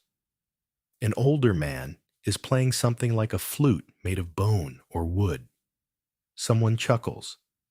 They don't see you at first, and you realize they're not cold, not like you are, not the same kind of cold. Their walls aren't stone, they're wattle and daub, simple and humble, but far better insulated. They don't have high ceilings, bleeding heat into the rafters. Their fire is close, and their bodies are closer. You take a step back, suddenly unsure of your place. Here's the irony and your historical lesson of the day: nobles often suffered more in winter. Their majestic rooms were larger, their ceilings higher, their walls more impressive and more impossible to heat. Meanwhile, peasants and lower servants often fared better. Smaller rooms, low ceilings, and simple fireplaces kept the warmth in. Historians still argue whether this meant the lower classes actually enjoyed better rest during cold seasons. But in moments like this, The evidence is steaming in your face. You head back upstairs, slower now, thinking. You reach your room and push the door open. The air hits you like a slap cold gray and vaguely sarcastic. You light a candle. Sit. Look around. So much grandeur. So little warmth. The heavy drapes. The decorative beams. The four-poster bed you now know is a box of frozen misery. You rise, throw your cloak over your shoulders, and decide to try something radical. Move your bedding. You drag the blanket and one of the straw mattresses into the small antechamber next to your room. It's cramped, low-ceilinged, with a single shuttered window and no fireplace. But it's also noticeably less drafty. You shove a bench against the door, prop a cushion against the crack in the floor, and curl up in your new nest. Is it elegant? No. Is it medieval survival genius? Absolutely. You warm up faster. The air doesn't move like it has somewhere better to be. You can still hear the castle creaking, but it's muted now. You pull the blanket over your ears, smile and feel, if not content, then proud. You found the warmest corner in a noble stone refrigerator, and it's yours. You doze lightly, interrupted only once when your own sneeze startles you awake. Because yes, you're now officially getting sick, but at least you'll shiver through it with slightly less architectural betrayal. And as you drift back towards sleep, you think of the peasants down below, chuckling by their fire wrapped in homespun and wisdom. You don't envy them. Much. You sneeze again. It's not dainty. It's not polite. It's a full-body, soul-exiting blast that echoes off the stone like a tiny explosion of despair. You wipe your nose with what might have once been a clean cloth and sigh. There it is, the moment you've been dreading. Since your second shiver, you're officially sick. Your throat feels raw. Your head is heavy, and your eyes sting. You're not dying, but you're unwell in the exact way that makes the cold worse, and the cold was already unbearable. You shift in your makeshift nest in the antechamber. The mattress crackles when you move. The blanket has grown stiff at the corners, but you don't dare go back to your grand bedchamber. Not after discovering that tiny rooms, humble as they are, trap heat better than royalty. You sit up slowly and scratch at your shoulder. It itches. And your elbow, and your neck. You stop, you blink, you scratch again. Then you pull the blanket back and look down. Bites. Tiny red, itchy bites. You groan and flop back into the mattress. Of course this would happen. Because what's a medieval winter without insects seeking heat and using your body as their Airbnb? You have bed bugs, or lice, or fleas, or all three. Pick a parasite, any parasite. They've moved in, formed a community, and possibly elected a mayor. You scratch harder, knowing full well it won't help. Your skin crawls. Your soul follows. Here's your historical reality check. Castle floors were alive. Not metaphorically, literally. Insects, rodents, mites. They all thrived in the layers of straw used as bedding insulation and rushes on the floor.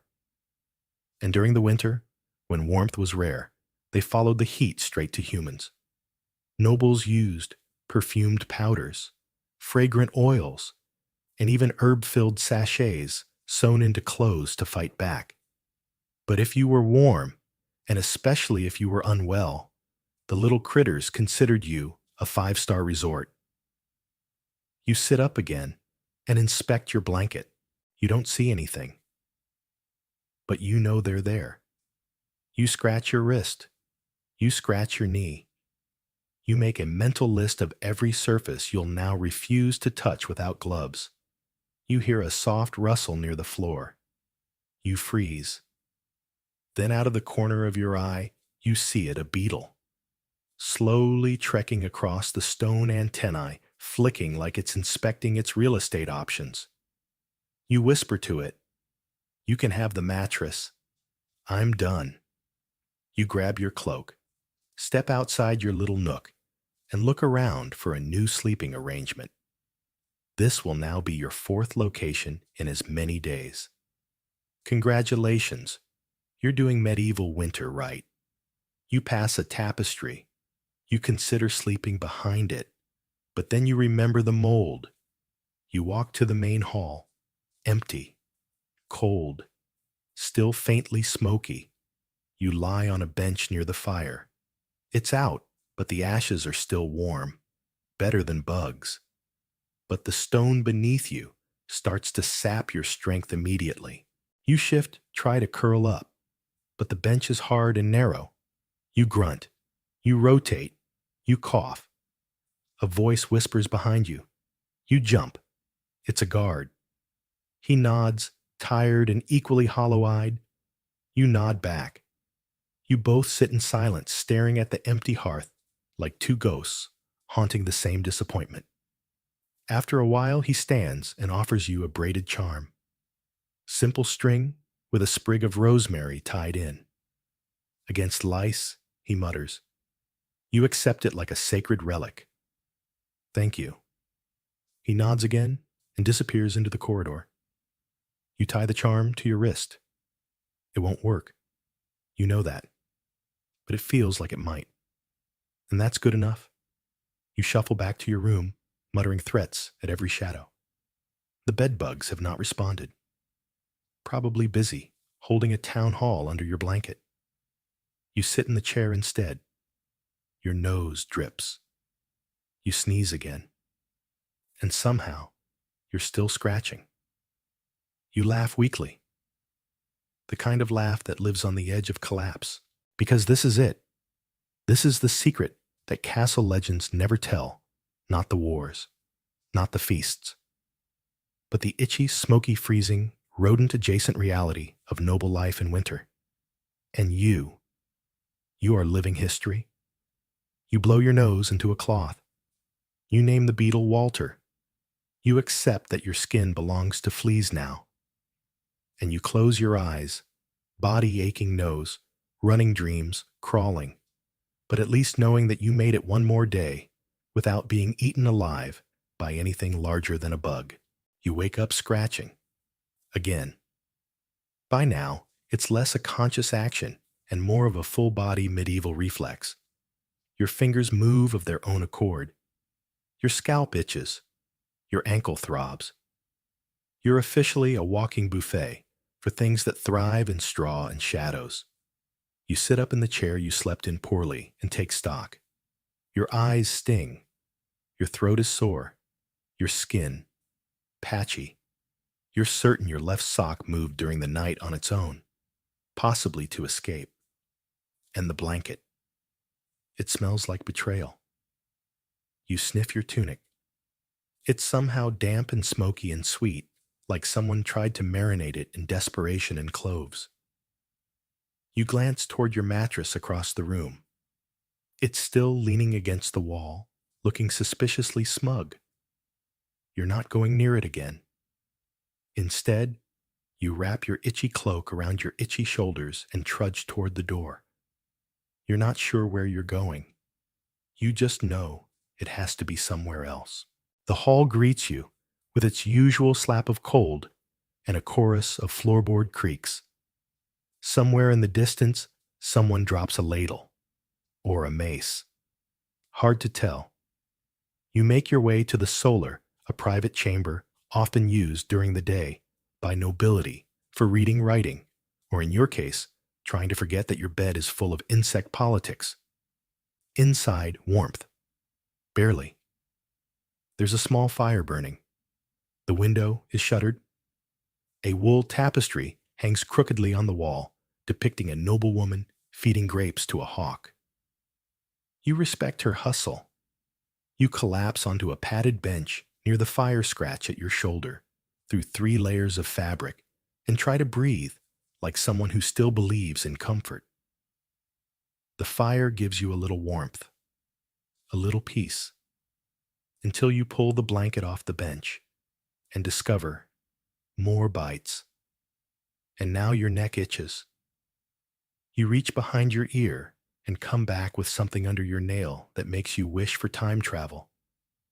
You groan. You laugh quietly, bitterly. Because here's the truth. Even the warm things in castles come with a catch.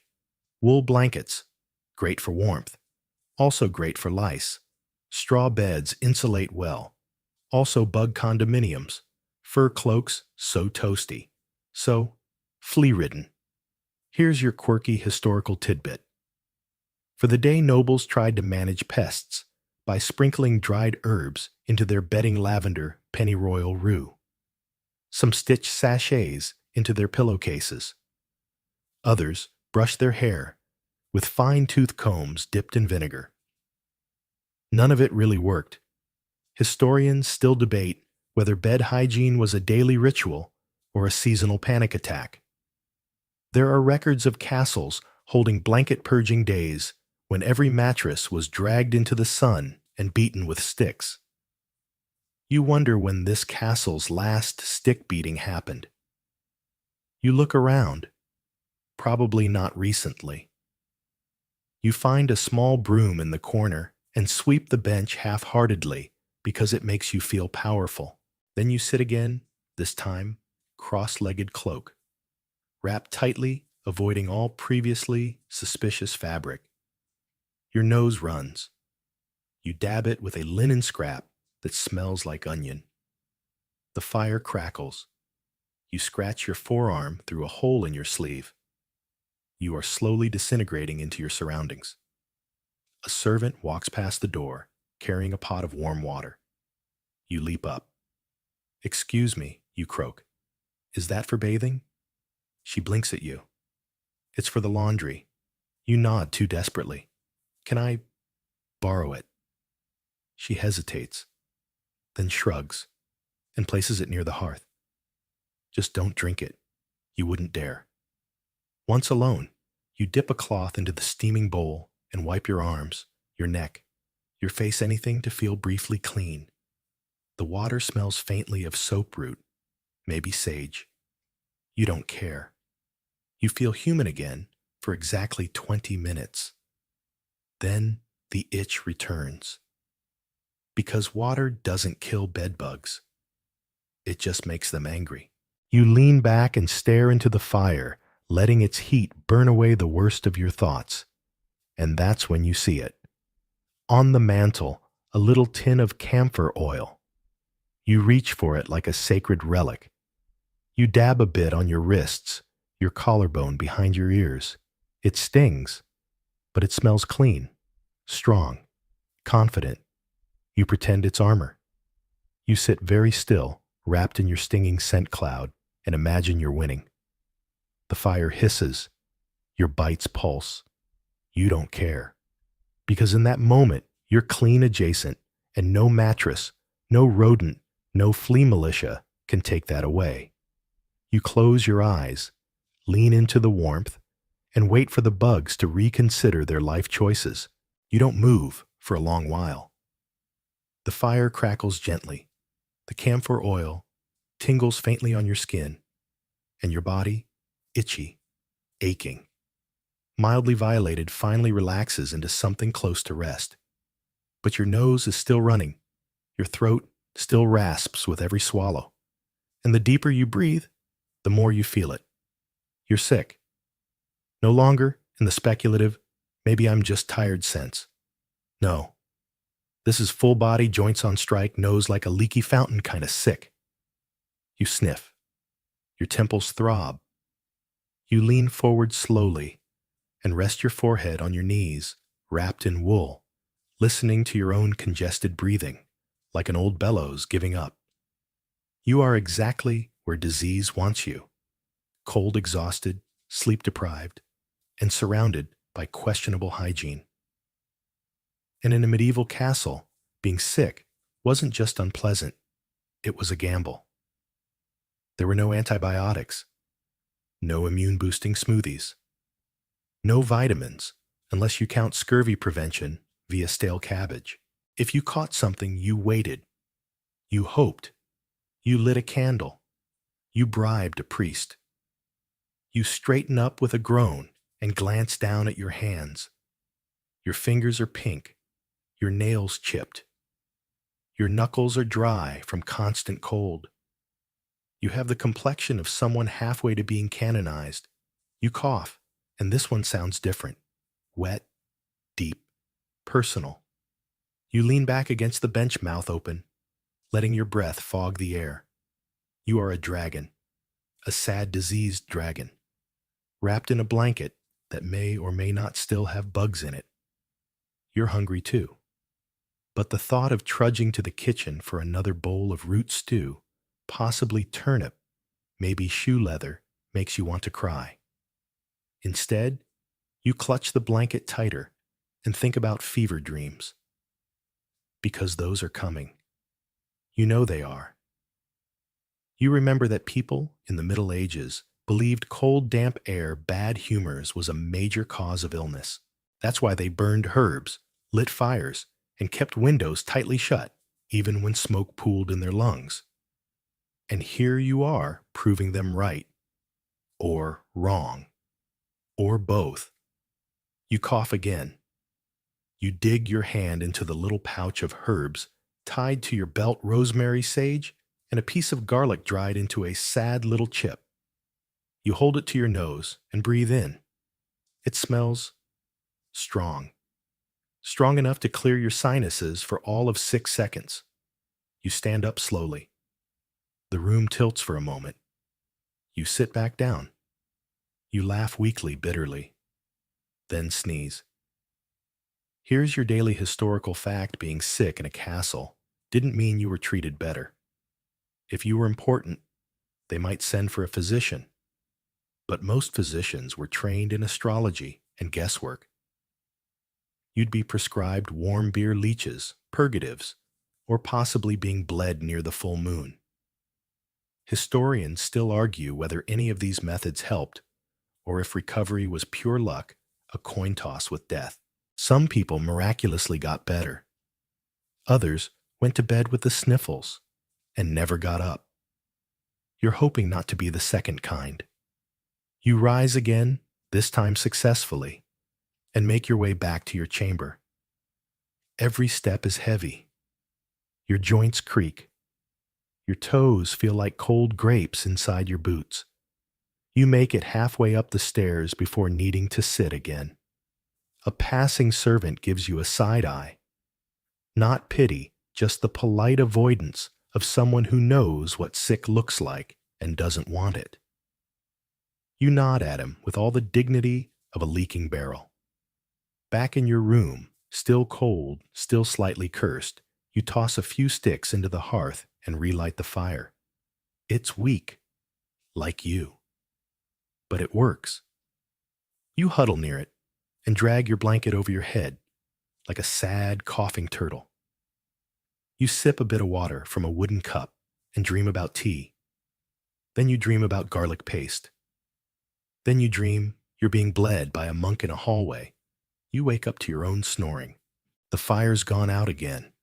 Of course it has. Your nose has become its own ecosystem. You reach for the herbal pouch again and whisper, "Do your worst." You're not dying. Not today. But you're definitely having the most historically accurate cold of your life. And somehow, that makes it worse. You lean against the wall, eyes fluttering shut, breathing, shallow arms crossed. And you wait for morning, or medicine, or a miracle. You wake up in darkness. Not because it's night, you're pretty sure it's morning by now, but because your fire is out, the shutters are closed, and your eyes are gummed half shut with the kind of medieval crust that tells you in no uncertain terms you've entered stage 2 of your illness. You're hot, then cold, then hot again, then simultaneously both. Your skin feels too tight, your ears throb, and your thoughts are moving at the pace of a constipated ox. You try to sit up, but your limbs protest like you're made of damp laundry and regret. You flop back down with a groan and try to remember if anyone in the castle even knows you're sick. You haven't exactly sent a note. You haven't bathed. You haven't moved much, really. So, probably not. You wonder if you should bang on the wall, or scream softly, or just wait to be found like a very dramatic noble corpse. You cough.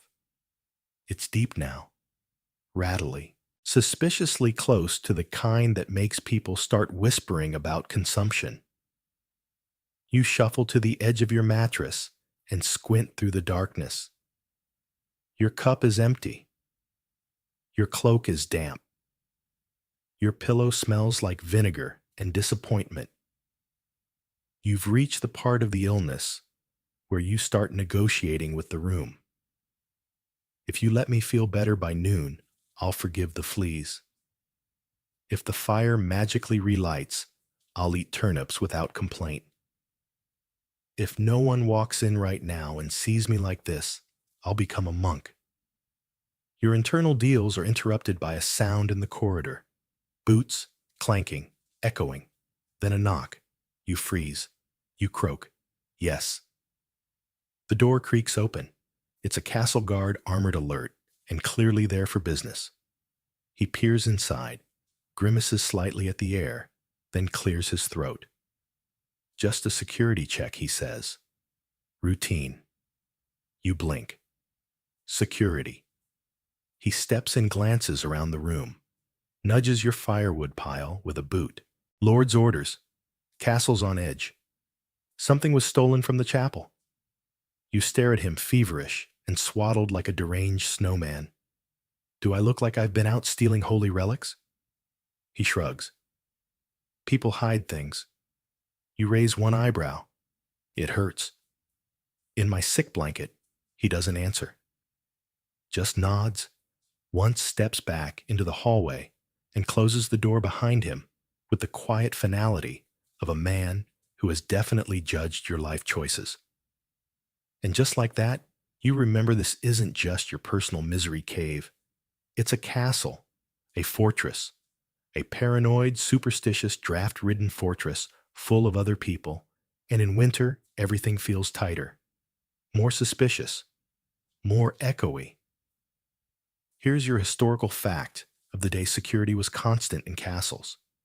Even during freezing weather, guards made rounds, checking for open doors, eavesdropping servants, or unauthorized movement. Winter didn't stop gossip, or theft, or ghost sightings. It just added more cloaks to them. Historians still argue whether these patrols were practical or performative, designed to reassure nobles that someone was watching while they slept, even if what lurked in the shadows was far more often rats than assassins. You lie back down with a sigh. You've now been interrupted by bedbugs draft's smoke illness, and now a full armor midnight paranoia patrol.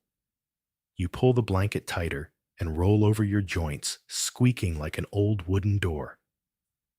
And yet, you laugh. Because there's something hilarious about being suspected of theft when you haven't had the energy to change socks in 3 days. You eventually drift again. Your fever sends you places. You dream of being dragged through the corridor by guards while still swaddled in your blanket, yelling about being falsely accused. You dream the relic turns out to be a potato. You dream the guard apologizes and hands you soup. You wake up with a start when your elbow knocks over your wooden cup. You sit up. Someone's left a small dish by your door. Broth. You shuffle to it. It's cold, but it's food. It's a sign that someone somewhere in the castle knows you're alive. You sip it slowly, savoring every lukewarm, greasy drop. Your throat hurts less by the end. You wrap yourself in your blanket and sit on the edge of your bed like a war-weary survivor.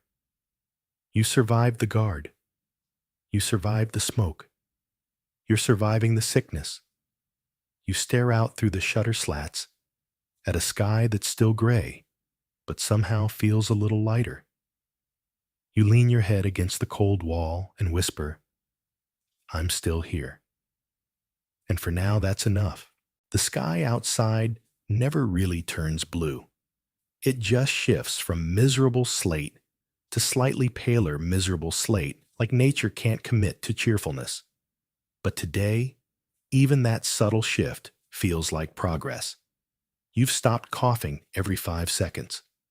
Now, it's every 15. You take that as a sign of victory. Your fever's broken, or maybe it's just plateaued. Either way, you're less soggy with sweat and more vaguely damp in an unpleasantly reflective way. You swing your legs over the side of the bed and sit up slowly. No dizziness. That's new. You shuffle to the window and crack the shutter. Cold air rushes in, immediately stabbing your sinuses like 1,000 icy needles. But it's clean. It doesn't smell like mold or smoke or questionable rodents. It smells like outside. You close your eyes and breathe in. Your nose protests, but your brain hums. Today you might even bathe. That's a dangerous thought in a castle winter, but you're feeling ambitious. You bundle up in every layer. You can find 2 tunics, a slightly suspicious woolen scarf, and your cloak of many smells, and head toward the laundry rooms. It's the only place with warm water and someone with access to soap. You pass a few servants on the way, each giving you a side glance that clearly says, oh good, they're not dead. You nod regal in your recovery. Down in the laundry chamber, the air is steamy. The stone walls are wet, but it's the good kind of damp. There's a massive wooden tub half filled with murky water and a pile of linen soaking in another. A maid notices you hovering. You here to scrub? You blink. I was hoping to warm up. She squints. You sick. You cough lightly. Less than before. She grunts, then gestures toward the tub. Cleanest water's already been used, but it's hot. That's good enough for you. You roll up your sleeves, sit on the tub's edge, and dip your hands in. Bliss. Actual hot, non-haunted water. It stings a little at first, your skin's dry and cracked, but then it floods your fingers with life. You lean forward and splash your face. Your fevered sweat, your dried tears, your castle filth gone in 2 handfuls of steam and soap root. You smile. The maid raises an eyebrow. You look better? You nod. I smell better. Not much, she mutters. You laugh, then cough, then laugh again. Here's your quirky historical fact. Full baths were rare in winter. Water was heavy heating. It was labor-intensive. And getting undressed in a stone room in January felt like volunteering for pneumonia. So people bathed piecemeal hands, face, maybe feet. The term laundry day didn't just mean clothes. It often meant sponge baths by the hearth. Historians still debate how often medieval people truly washed. Some sources suggest nobles washed monthly. Others say they just changed undergarments and prayed. Either way, cleanliness was a spectrum. And during winter, most folks slid straight off it. You take your moment with the warm water seriously. You scrub behind your ears. You soak your wrists. You splash your hairline. It feels like a small resurrection. You ask the maid if there's spare soap. She hands you something gray and lumpy. It smells like lard and mint. You take it with reverence. You head back upstairs, damp but invigorated skin, steaming under your many layers. You reach your chamber, throw open the shutter wider, and let sunlight, actual weak, half-hearted sunlight, flood the space. Dust motes dance in the air. You sit on the bench and watch them like it's the best theater in town. And for once, you don't itch. You haven't coughed in 3 whole minutes. You even dare to take off your outer tunic and hang it by the hearth. You poke the embers with a bit of iron and coax them back to life. Warmth follows. You stretch toward it, palms out. The fire is small but faithful. It reminds you that you've survived so many things in this castle already. The cold, the drafts, the smoke, the bugs, the fever, the suspicious theft accusation. And you're still here, barely sure, but still. You sit for a long while, drying slowly, surrounded by the crackle of flame and the faint scent of minty lard. And for the first time in many nights, you don't dread the evening. Maybe, just maybe, you'll sleep tonight, without coughing, without scratching, without freezing, without waking to a chorus of creaks and whispers and feet that aren't yours. You lean back, exhale, and let the warmth carry you into a moment of peace. You sleep. Not deeply, not comfortably, but compared to the chaos of the past nights, it's a revelation. No mysterious rustling, no bedbug ballet, no fever dreams about talking turnips or being chased through a tapestry by a coughing rat in armor. Just sleep. When you wake, the fire has gone out again. Of course. But the room still holds some of its warmth. A tiny miracle. Or perhaps the stone walls for once decided not to act like thermal vampires. You stretch. There's stiffness in your spine, soreness in your joints, but no new bites, no violent coughing. The cold is manageable. The blanket hasn't betrayed you in the night.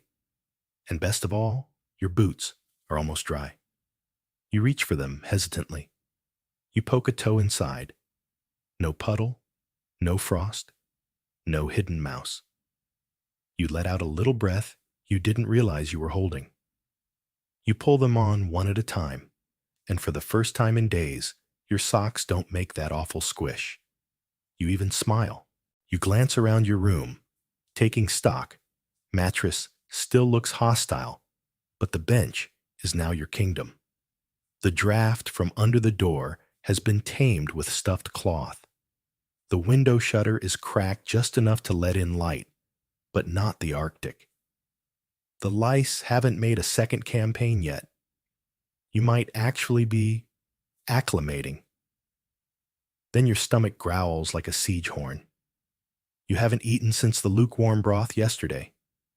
Your body now demands real sustenance. You head out into the corridor, cloak over your shoulders, like a knight returning from war, just smellier and with fewer heroic songs in your honor. You make your way to the kitchen. Inside, it's bustling. The hearths are roaring. Pots are bubbling. A child is getting yelled at for knocking over a sack of something rooty. You sidle in and make eye contact with one of the cooks. She blinks, recognizing your plague-like aura from the past few days. You look less dead. I feel about 15% alive. She shoves a wooden bowl into your hands. It's thick, steaming. Smells like barley meat, maybe even actual seasoning. You almost cry. You sit near the fire, inhale deeply, and take your first bite. Warmth spreads instantly. Not just through your mouth, but your chest, your fingers, your soul. This stew, simple as it is, tastes like redemption. You finish it too fast and clutch the empty bowl for warmth. Someone tosses another log on the fire. Sparks fly upward. You stretch your legs toward it, boots now, drying properly, not just pretending to. Here's today's historical bite. Winter food in castles was monotonous but essential. Root vegetables, grain-salted meats, anything that could survive the frost and rot slowly. Fresh greens were scarce. Fruit was a memory. Meat, if you had it, was boiled to leather. Historians still debate whether castle kitchens truly varied meals, or if people just got really good at pretending to enjoy pottage for the 93rd time. But right now, you'd eat anything. After breakfast, you step outside, into the courtyard. It's still cold, still stone gray skies, and a wind that wants to slap your nose off. But today, you don't care. Your boots crunch on frost that hasn't yet melted. A chicken scuttles past your feet. Someone's chopping wood in the distance. You hear a lute being plucked off key in a nearby chamber. And just for a moment, you feel awake. You turn your face toward the sky. There's no sun, but the clouds are brighter. The air is dry. The castle for once feels like it might not hate you. You head back inside, stopping by the laundry room. The same maid from yesterday looks up. You survived. Barely, you say, smiling. Thanks for the soap. She grunts. That's probably medieval for your welcome. You return to your room, hang your cloak near the now dying embers, and decide to air out your bedding again. Maybe today you win back the mattress. You drag it to the window and lay it flat. It smells less cursed. You sprinkle some dried herbs over it, because tradition, and smooth out the straw. You even beat it with a stick, mostly because it feels cathartic. You nod. You and me mattress. Round 2. You glance at your boots dry. Your socks cleanish. Your cough quiet. Your skin no longer a buffet. You made it. Almost. One more night.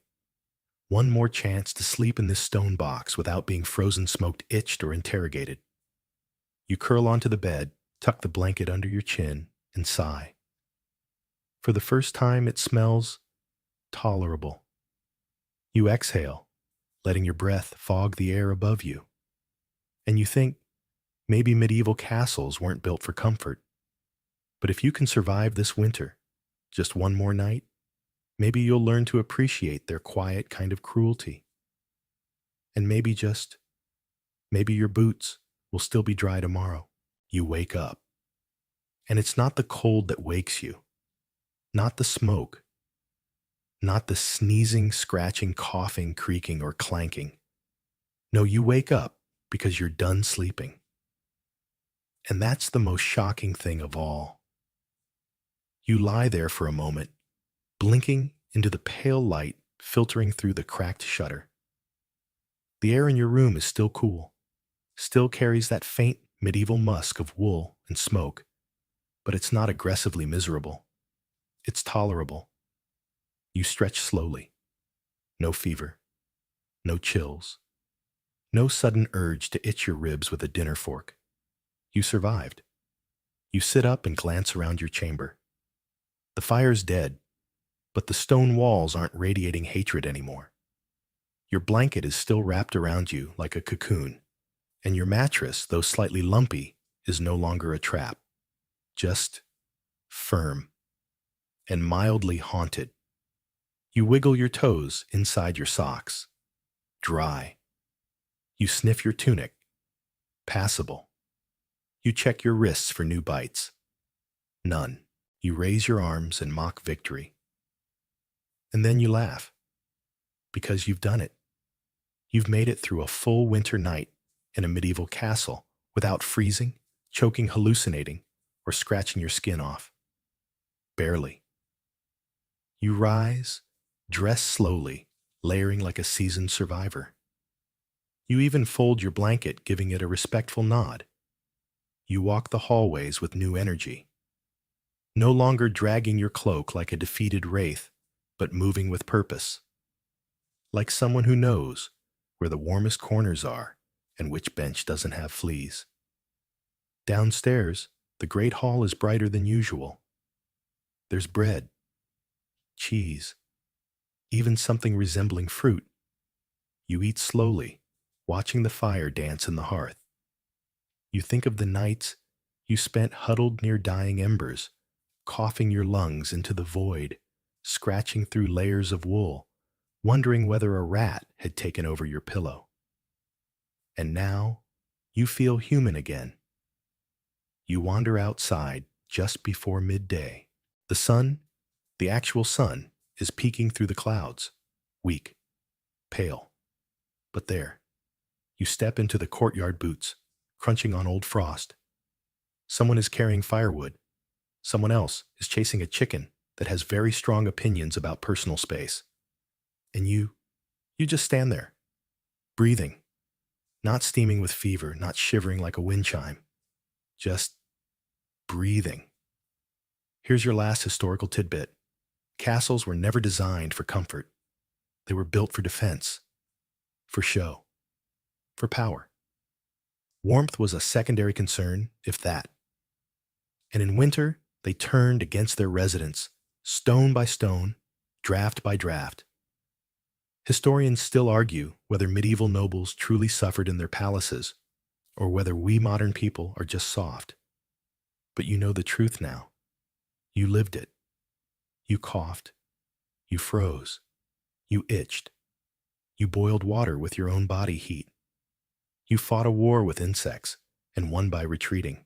You walked the perimeter of the courtyard, passing torches, frozen puddles and guards who no longer look at you like you're about to collapse in their arms.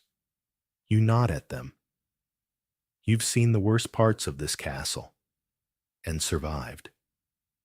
You head back inside up the stairs, past the servant girl who once handed you soap like she was passing a holy relic. You reach your room. The window's open, just enough to let in a breeze, and you don't even flinch. You sit on the bench facing the dead hearth and allow yourself a rare medieval luxury peace. There's nothing particularly soft about this moment, nothing luxurious, but it's yours, and you earned it. The castle doesn't welcome you, it never did. But maybe in its own cold, stony way, it respects you now. You survived its winter, and tonight when you sleep, it won't be in fear of smoke or bugs or guards with torches. It'll be sleep you claimed through layers of misery fever and frostbitten socks. You lean back against the wall, close your eyes, and let the silence settle around you. Not as a prisoner, not as a guest, but as a survivor. Why getting a tooth pulled was brutal in the Middle Ages.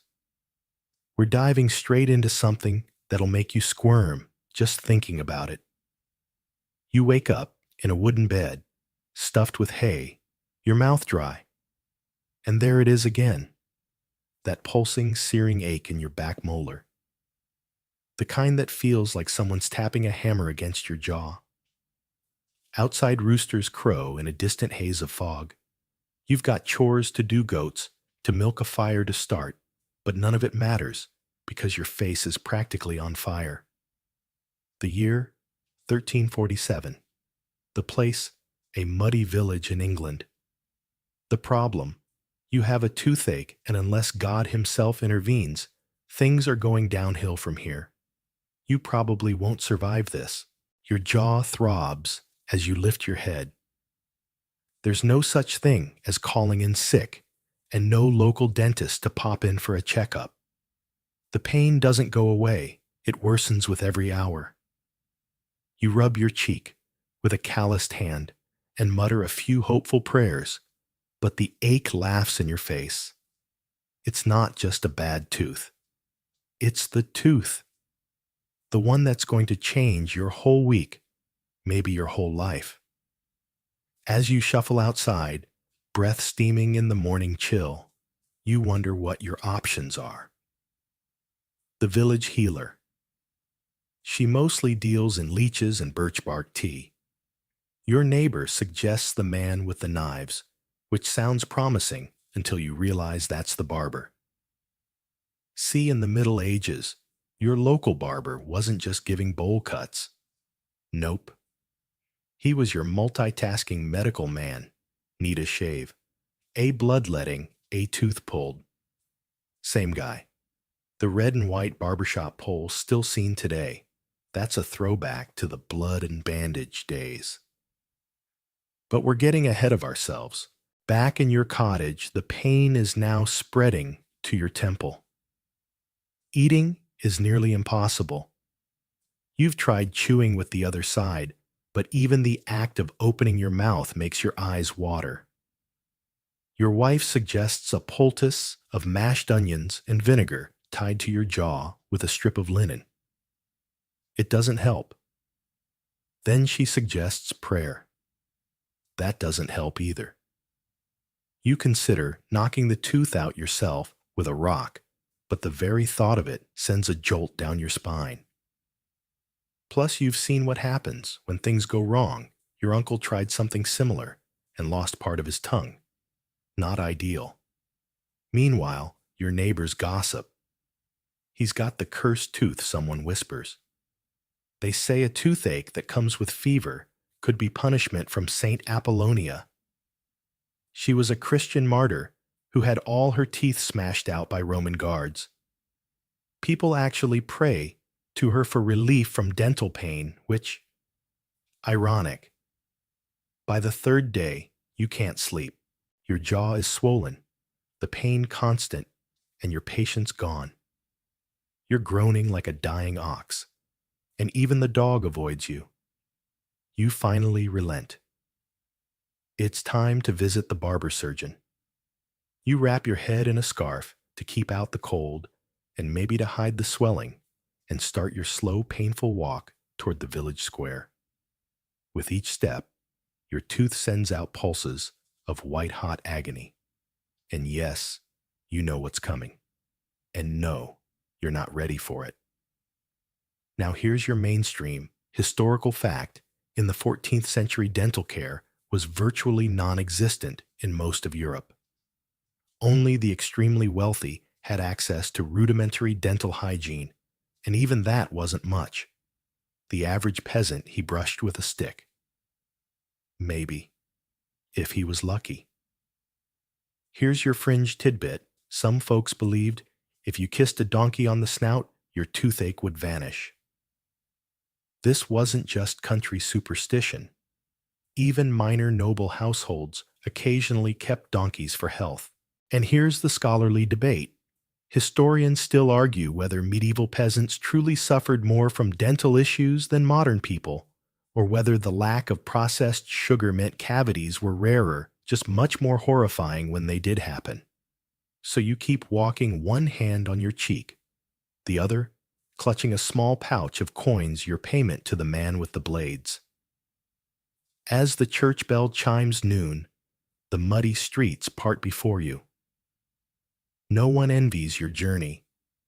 Everyone has either been there or heard the stories.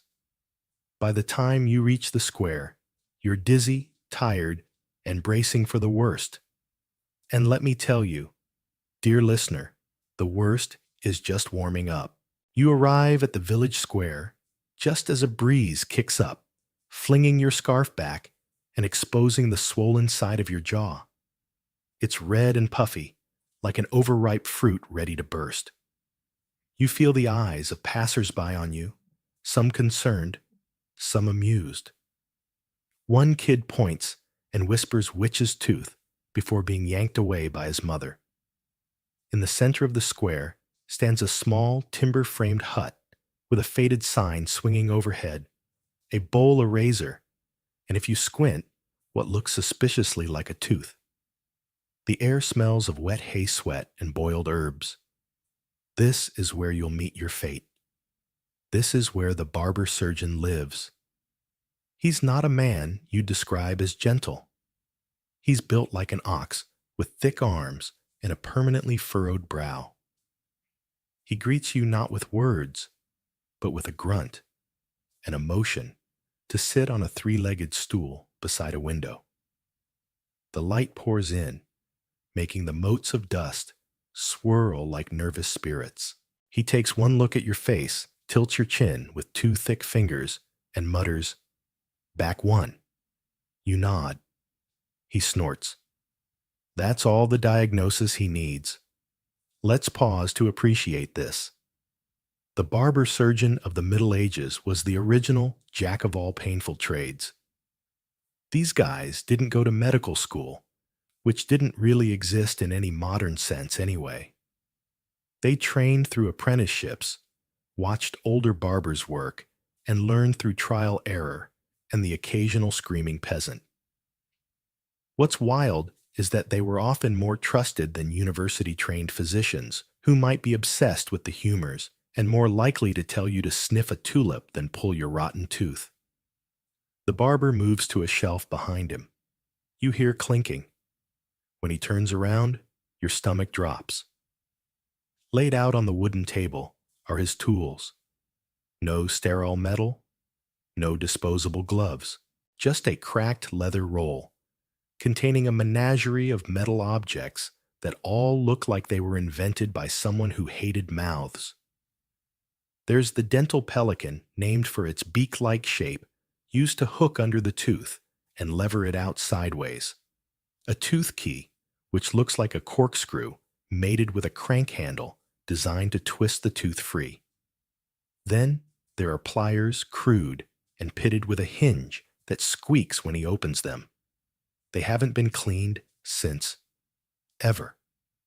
There's dried blood on the handles, bits of lint, and what might be a fingernail. The barber pours a little wine over one of them and wipes it with a cloth that used to be white. There, sterilized Middle Ages style. You're told to open your mouth. Not ask told. You hesitate. He grunts again and gestures toward the stool more firmly.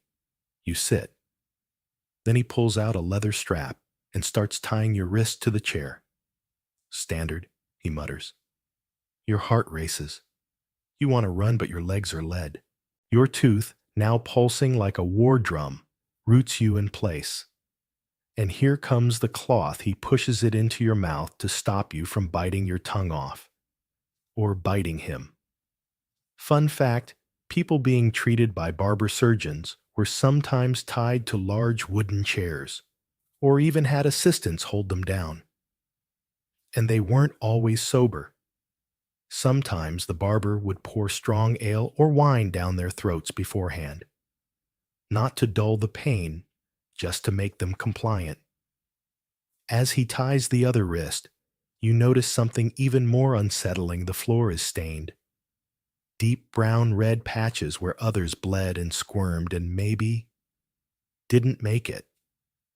Now for your quirky tidbit, in some places barbers advertise their surgical services by hanging strings of pulled teeth outside their shops, like macabre garlands. Imagine walking down the street and seeing a line of molars gently clinking in the wind. You might stop for a haircut or a panic attack, and now the scholarly debate historians still argue whether barber surgeons were necessary heroes or reckless butchers. Some records praise them for saving lives and offering care to the poor. Others paint them as opportunists with sharp tools and no mercy. Back to you. The barber fingers, your cheek finds the bulge where the tooth lies. He selects the tooth key grate. That one involves twisting. You hear him mutter under his breath, something about firm roots. You're not sure if he's admiring your dental strength or preparing himself for battle. He places the tool around the tooth and begins to turn. The pressure is immediate and terrifying. There's a creak not from the tool from your jaw. Pain floods your brain like fire. You try to scream, but the cloth muffles it into a low animal growl. Your legs kick involuntarily. The barber tightens his grip, then snap. The tool slips. He curses. The tooth didn't come out, it cracked. He wipes his brow. You are sobbing silently, violently. Blood is filling your mouth. He reaches for the pliers now. Second try, he says. No. Please, no. But there's no escape. Your arms are bound, your mouth is a crime scene, and your options have narrowed to one: survive it. The pliers go in. He braces against your shoulder for leverage.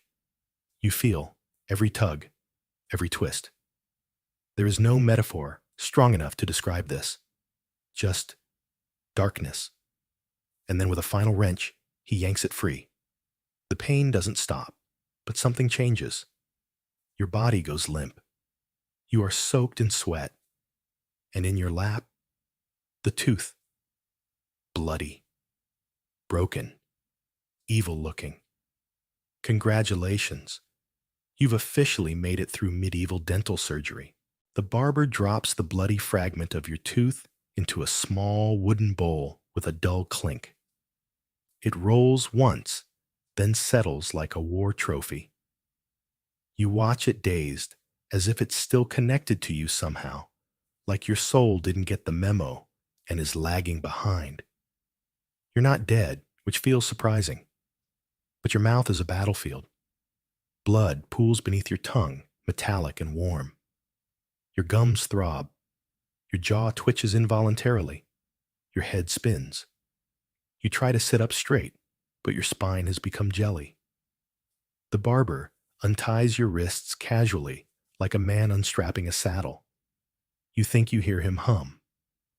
There's a faint smell of sweat wine and something else, burnt linen. He takes a piece of cloth from the table and pours a bit more wine on it. This time, he folds it and gently presses it against the raw crater in your mouth. You wince, but he shushes you kindly almost. He then ties the cloth in place with a strip of leather wrapped under your chin and over your head. Fashionable? Not quite, but it keeps the blood-soaked compress in place. Medieval, dental chic. You'll bleed for a while, he says flatly. Don't spit too much. Rest your tongue. You nod slowly. The world tilts a little to the left. And just when you think you've been through the worst, he pulls out a small brass bowl and begins to mumble. A prayer. Something in Latin. You recognize only a few words, Domine Sanctum Salutum. He flicks a bit of wine into the air, then onto you. Great. You're being blessed, or cleansed, or cursed. Because here's the thing, pain and religion in the Middle Ages went hand in hand. People believed sickness, especially sudden and localized pain, could be the result of sin or demonic influence. A toothache wasn't just an infection, it was a divine message. Sometimes the only cure was a prayer. Other times, it was a tooth yanked out with pliers, and then a prayer just to be safe. Here's your mainstream historical fact. Many barber surgeons incorporated religious ritual into their work, especially in rural areas where superstition and medicine blurred. The boundary between healer and holy man was flexible, and patients often demanded a bit of both. And now, your fringe tidbit. In some parts of medieval Europe, healers believed placing a frog in your mouth could draw out the tooth spirit that caused pain. The frog obviously did not appreciate this. Historians have found multiple references to live animal remedies, none of which went well for anyone involved. The barber steps back satisfied. You try to thank him, but your voice is a squelched mumble. You reach for your pouch and hand over the coins. It's not much. He doesn't count it. Outside, life goes on. The village square is loud with bleating sheep, laughing children, clanging hammers. But for you, everything feels muffled, like you're underwater. You stumble out into the daylight, hand pressed to your cheek. People avoid your gaze, not out of rudeness, just custom. No one likes to see someone freshly butchered. It reminds them it could be them next. You wander toward home dizzy and blood-drenched. You pass the apothecary, who eyes you and waves a vial. Camphor oil, he calls. Numb the nerve. You shake your head. Too late for nerves. Too late for anything, really. Back at your cottage, your wife gasps when she sees you. God's bones. She cries, rushing to help you inside. She props you on a bench near the hearth and begins fussing with cloth and warm broth. Your children peek around the corner, eyes wide. You tilt your head back and close your eyes. The compress itches, and your head is pounding. But somewhere deep inside, a sense of relief begins to bloom. The monster tooth is gone. Here's the scholarly debate. Historians still argue whether the average medieval person feared pain more or death. Tooth extractions were often life-saving, since an untreated infection could spread to the bloodstream or brain. But many chose to risk infection rather than endure the horrors of surgery. A gamble either way. You begin to drift. The fire crackles. Your wife hums a tune. You taste blood, yes, but also something else: survival. And then, out of nowhere, a thought occurs to you. The barber never washed his hands. The next morning, you wake up to birdsong and a dull, pulsing pain that reminds you your jaw still exists. You touch your face gingerly. The swelling has gone down slightly, but your cheek is still puffy, your lip crusted with blood, and your mouth tastes like iron-spoiled cabbage and a faint hint of regret. Your wife offers a bowl of thin porridge. You try to eat, but even tilting the spoon into your mouth feels like a gamble. Half of it dribbles down your chin. You sigh.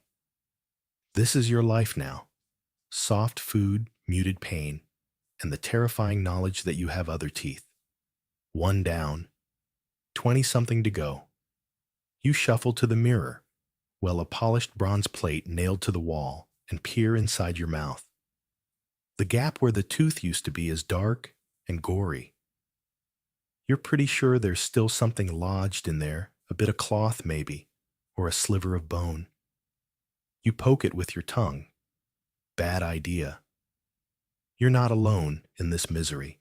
Everyone you know over the age of 30 has missing teeth. Smiles are mostly gummy. Whistling is hard. Bread must be soaked in ale before chewing. If someone flashes a full row of molars, they're either royalty or lying. Here's your mainstream historical fact. In the Middle Ages, dental hygiene was virtually non-existent. Toothbrushing wasn't common practice, though some wealthier people used cloths to wipe their teeth or chewed fragrant twigs to freshen breath. But for the average peasant, nope. You were lucky if you rinsed with water. Cavities were slow, painful time bombs, and tooth loss was a grim rite of passage. As you limp around the cottage, your wife is already boiling water with sage and thyme, your post-op care plan. You sip it cautiously. It's hot herbal, slightly bitter. She insists it will draw out the bad humors. You nod more out of hope than belief. And that's where we enter the wonderful, confusing world of humorism. According to medieval medical theory, your body was governed by 4 humors: blood phlegm, black bile, and yellow bile.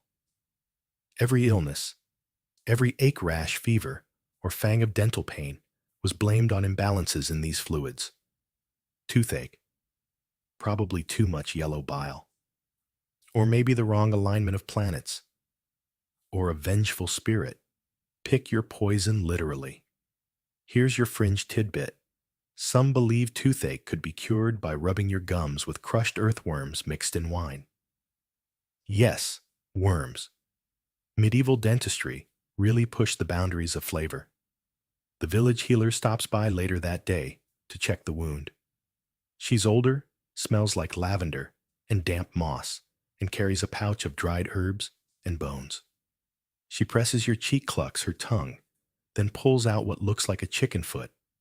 She waves it gently over your face. You try not to laugh or cry. Not cursed, she says finally, just hot in the blood. She gives your wife instructions. Keep your head warm, avoid salty foods, and burn dried rosemary at sunset. You agree to everything. Compliance is easier than arguing when your face feels like a kicked beehive. Here's the scholarly debate. Historians still argue how much of medieval folk medicine was rooted in actual results versus placebo. While modern science rightly debunks most of it, some herbal remedies, like clove oil or sage, did have mild antiseptic properties. But were these used intentionally for those effects, or just because they smelled holy? No one's quite sure. You spend most of the day lying by the fire half awake. At one point, your eldest son toddles over and offers you a rock, his version of medicine perhaps. You accept it with great ceremony. Outside, the wind picks up. The chimney whistles. Somewhere in the village, a blacksmith's hammer rings out a clear metallic clang that makes your jaw throb anew. And then there's that smell again. It's not from your house. It's from you. The extraction site reeks of rot and iron. Your breath could curdle milk. It's time to face a new humiliating truth. Your toothache may be gone, but your breath could end friendships. You try to exhale through your nose as much as possible. Not just because your mouth still feels like a battlefield, but because, let's be honest, you don't want to smell yourself. It's there, hanging in the air around you, the unmistakable scent of decay, of blood, an old broth of something that once was part of you and now belongs to the compost heap of history. Your breath has officially become a weapon. Your wife tries not to flinch. She places a small bunch of dried mint and lavender near your pillow. Just to sweeten the air, she says gently. You nod. You understand. You also vaguely recall that mint was once used in ancient Greece to perfume goat corpses. So that's where we are. She hands you a clove to chew. You try. It stings. And then it burns. Like someone lit a candle in your jaw. But as your eyes water, something miraculous happens. For a brief moment, you feel slightly cleaner inside. Here's your mainstream historical fact. Cloves, sage, and mint were among the most commonly used herbal breath fresheners in medieval Europe. People chewed them not just for the flavor, but for their supposed cleansing and spiritual properties.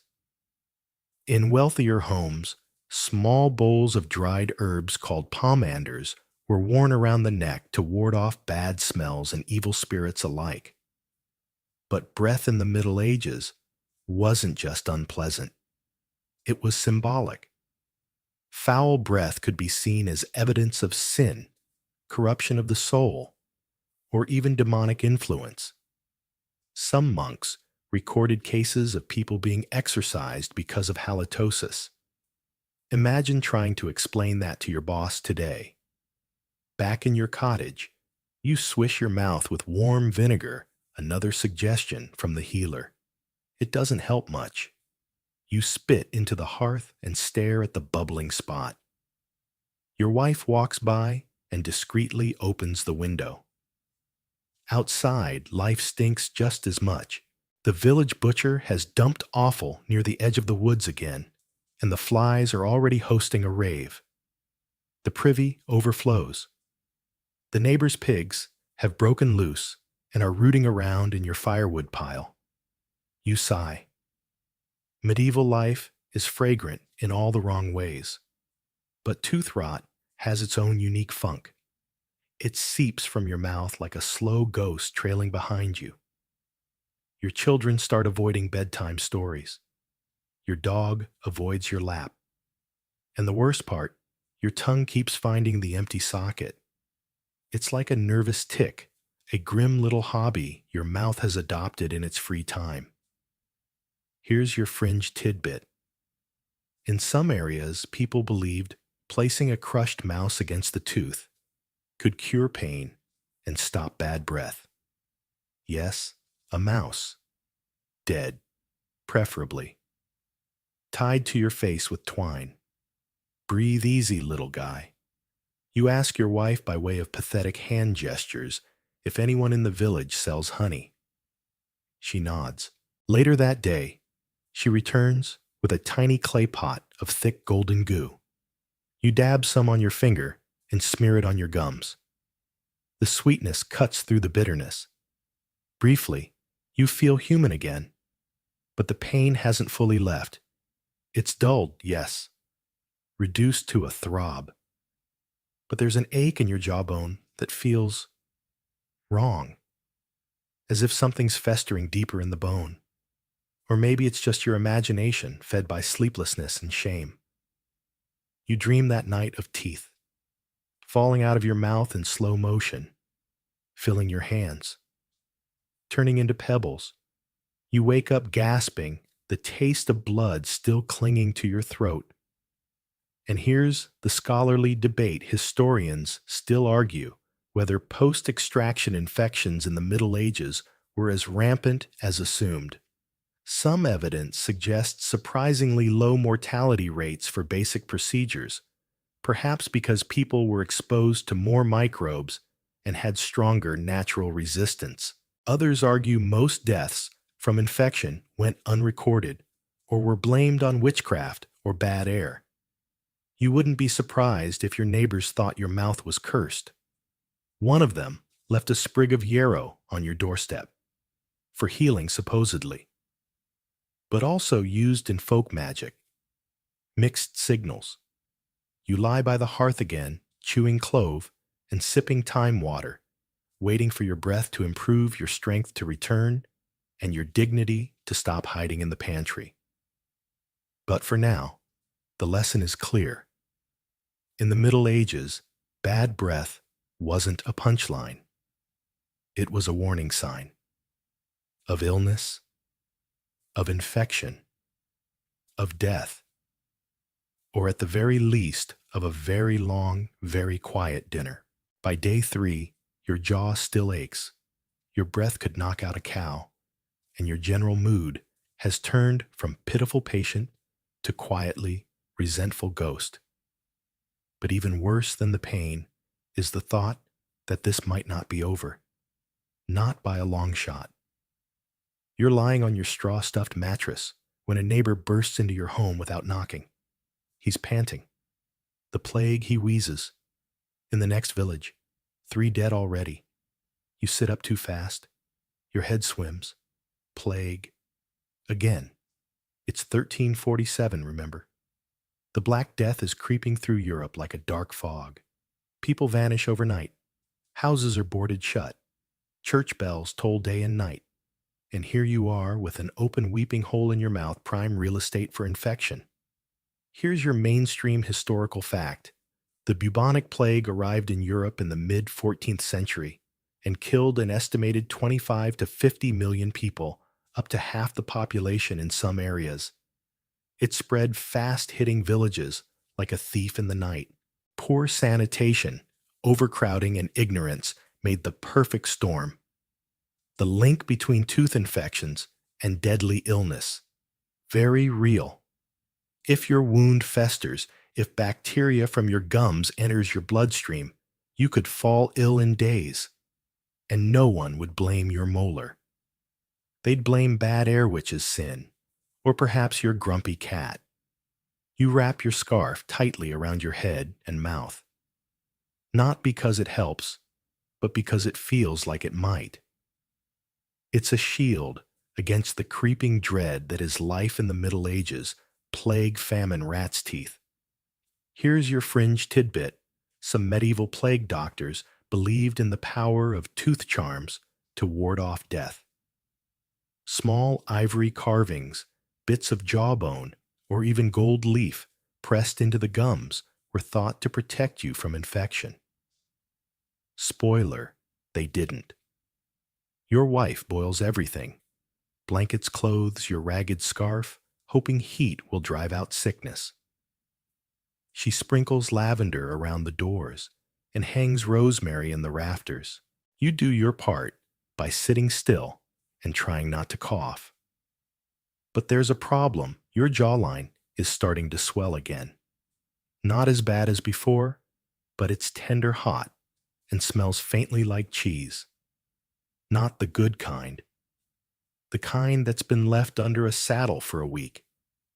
You press your fingers against it. Your vision blurs.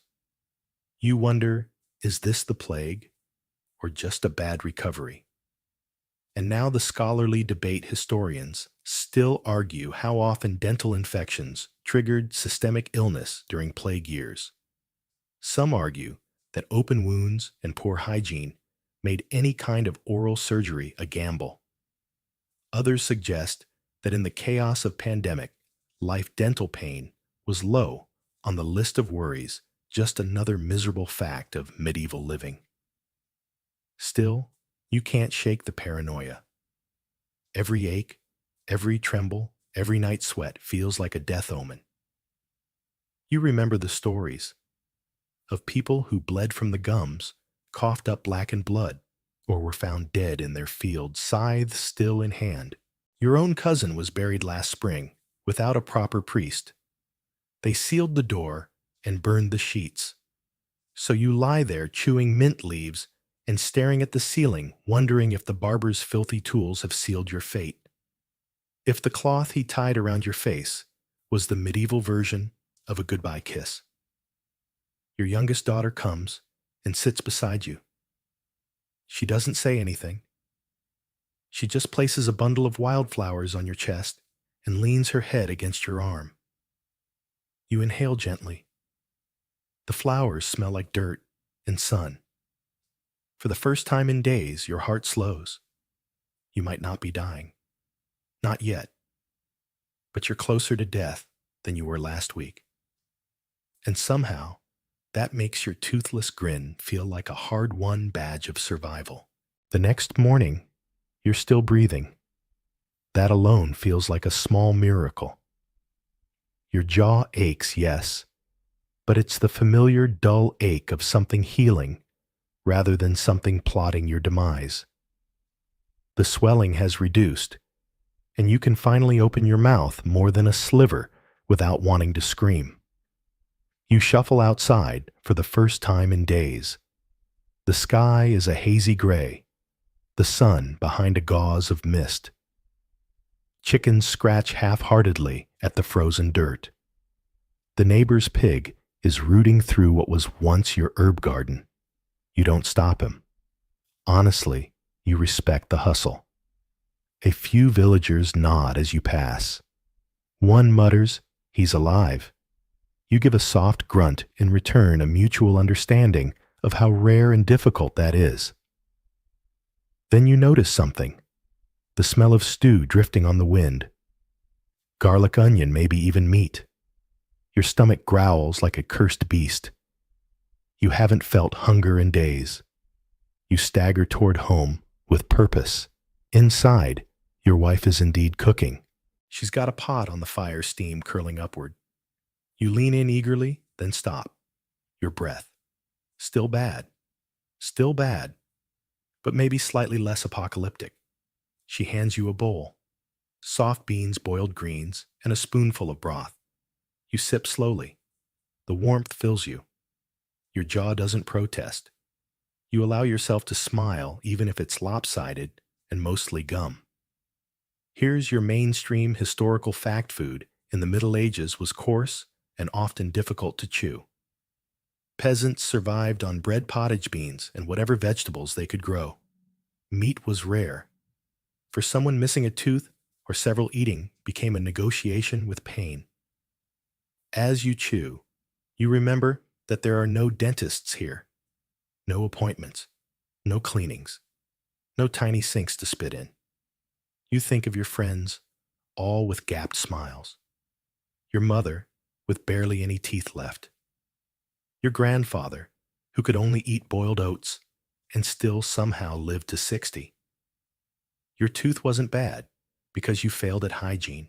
It was bad because everyone's teeth were bad. This is just what happens.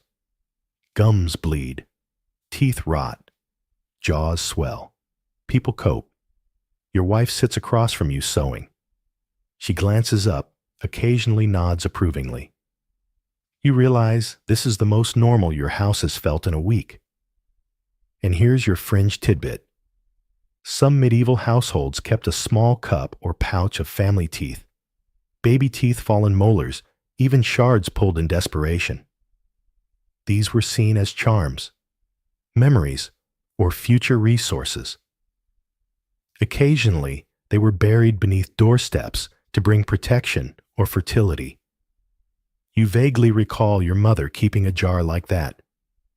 You wonder now if your freshly pulled molar will join the collection sitting in some dusty nook, a quiet monument to your suffering. You shift on the bench, scratching your leg absent-mindedly. The fire crackles. Somewhere down the road, a cart rolls by with a squeaky wheel. You begin to talk again, slowly, carefully. Your voice still has a lopsided slur, like your tongue is unsure where to rest. But it works. You ask for water. You thank your wife. You mumble a joke about your better side being the toothless one. She snorts. That's progress. Here's the scholarly debate historians still argue whether medieval people normalized tooth loss or simply endured it in silence. Some records suggest communities mocked the toothless. Others show high respect for elders regardless of how many teeth they had. After all, if you made it to old age, you'd earned your gummy grin. You stand a little wobbly. Go to the doorway. Feel the wind on your face. It's cold and smells like mud, but not like blood. You smile. Not because you're healed, not because it's over, but because despite everything, you're still here. And in the Middle Ages, that's more than most people could hope for. The next few days blur into a strange rhythm. Rest, rinse, chew, softly, repeat. You've become something of a connoisseur of porridge textures. Today's version is slightly thicker, with a hint of leeks. You chew, with the caution of someone who's fought their own molar and barely survived. And then one morning, someone knocks on your door. You open it to find your cousin Alwyn, standing there with a hand over his jaw and a haunted look in his eyes. "It's my turn," he says grimly. You nod. No words needed. You set him on the same bench where you once sat puffy and pitiful. You pour him a cup of broth and hand him a strip of cloth. He sniffs it suspiciously. "What's this for?" "For after you say." He groans. Turns out your story is circulated. The tale of your extraction, the cloth, the wine, the blood, has become a village legend. Children whisper about it like a ghost story. He lived through the tooth curse, they say, as if surviving a dental procedure makes you some kind of local hero. You're not a hero. Just someone who limps a little when he chews now. Here's your mainstream historical fact communal knowledge about health in the Middle Ages, spread not through books, but through stories. Oral history, gossip folk tales, and exaggerated retellings shaped how people understood illness and recovery. If someone survived a painful procedure, they became the de facto expert on that ailment. You, dear listener, are now the tooth man. So when Alwyn asks what to expect, you try to explain. Gently. He'll use the key. It'll slip once, probably twice. You'll want to scream, but don't. Bite the cloth, not your tongue. You'll bleed. That's normal. You'll smell like old iron and wool. That's also normal. He stares. You make it sound like a battle. You pause. It is. Alwyn eventually shuffles off, muttering something about changing his mind. You don't blame him. Later, your wife tells you she overheard two women arguing in the marketplace over whether worms or wine worked better for tooth pain. One swore by burning sage and inhaling the smoke. The other claimed garlic rubbed on the soles of the feet could pull the pain downward and out. You chuckle and then flinch. Chuckling still hurts. Here's your fringe tidbit in certain Slavic communities. It was believed that if you buried your bad tooth under a hawthorn tree during a full moon, it would grow into a tooth tree and protect you from future illness.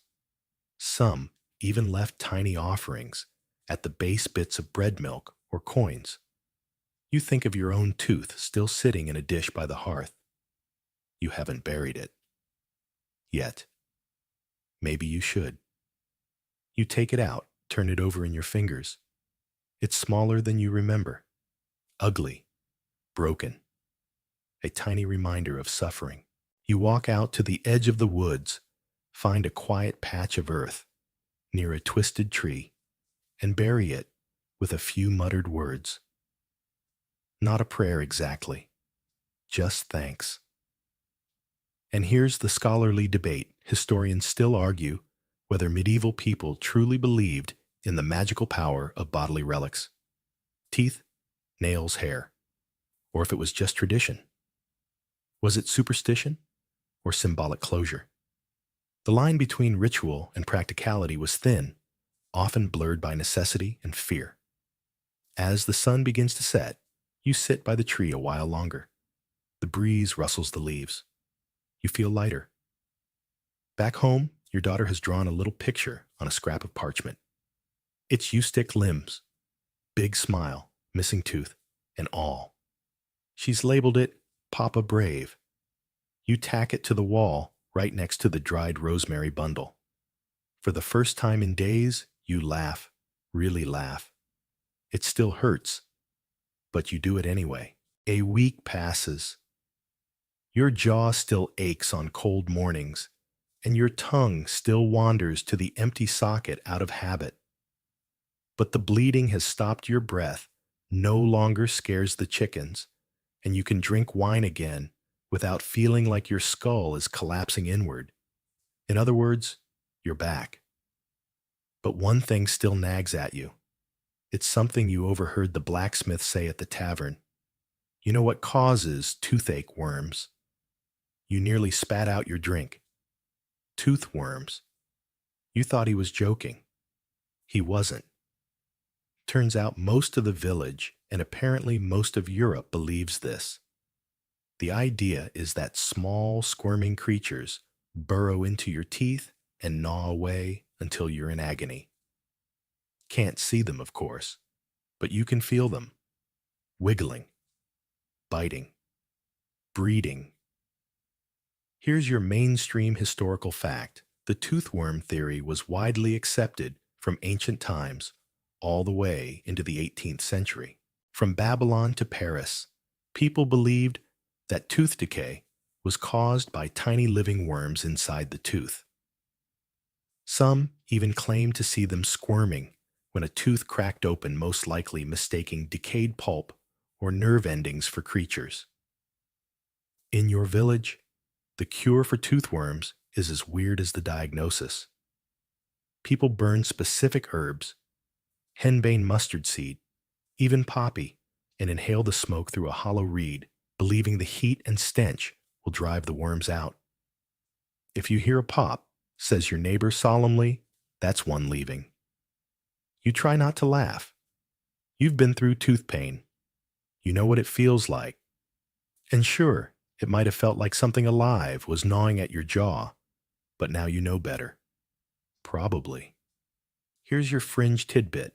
In parts of Scandinavia, people treated toothworms by blowing powdered frog bones into the mouth with a hollow tube. Not for the faint of heart. Or frog. You decide to visit the healer again. Not because you think you have worms, you hope, but because you're curious. She greets you with a nod and offers you something that smells like burnt onions and vinegar. For strength, she says. You ask her if she believes in toothworms. She shrugs. I've seen too much to doubt. I've seen people scream for days, and then the pain just vanishes. Like something crawled out in the night. You ask if she's ever seen a worm. She pauses. No, but I've heard them. You leave her hut more unsettled than when you arrived. And now the scholarly debate historians still argue whether belief in toothworms was a genuine attempt to explain pain using observation, or just a convenient explanation for something no one could prove. Some say it was symbolic, an externalization of internal suffering. Others think people just wanted something to blame. You sit on a fence post, Later that day, watching the children play, one of them is pretending to be a barber surgeon, chasing the others with a stick and shouting, "Hold still, I see the worm." The others scream with delight and pretend to faint. You chuckle, then touch your jaw. Still a little sore, but tooth worm free as far as you can tell.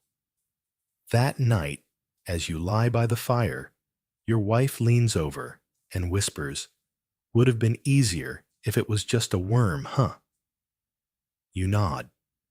Much easier. You're starting to forget what life was like before the tooth, before the pain, before the blood, before that cracked little nightmare took center stage in your face. But now that it's gone, something stranger has taken its place: superstition. It's not just the tooth worms. Suddenly it seems like everyone has an opinion on how to prevent dental doom. Old Marta swears by chewing raw garlic every morning. The tanner says you should never sleep with your mouth open, or the night spirits will crawl in. And the village priest, he suggests something more divine. Pray to Saint Apollonia, he tells you one afternoon, placing a gentle hand on your shoulder. She understands tooth pain. She died from it. You blink. Excuse me. She was a Christian martyr, he explains. They shattered all her teeth before they burned her. Well then, here's your mainstream historical fact. Saint Apollonia, a 3rd century Christian martyr, became the patron saint of dentistry and toothaches. According to legend, Roman persecutors knocked out her teeth during torture, and she willingly leapt into a fire to avoid renouncing her faith. In medieval Europe, people prayed to her when suffering from dental pain, and her image often included pincers holding a tooth. You try it. That night, you kneel by the fire, close your eyes, and offer a small whispered plea to Saint Apollonia. Your jaw aches less the next morning. Coincidence? Possibly.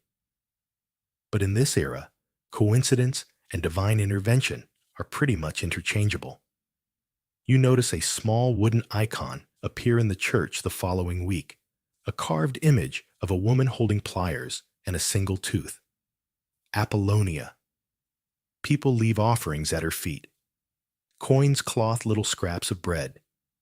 One child leaves a baby tooth carefully wrapped in string. Here's your fringe tidbit.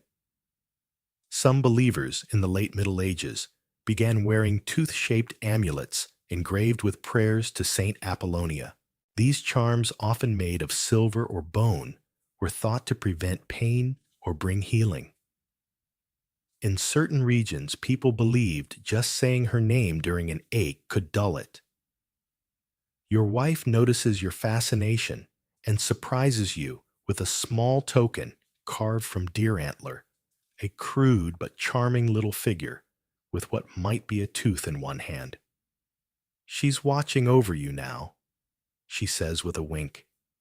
You hang it above the hearth, right next to your daughter's stick figure drawing of Papa Brave. Between the two of them, you feel moderately protected.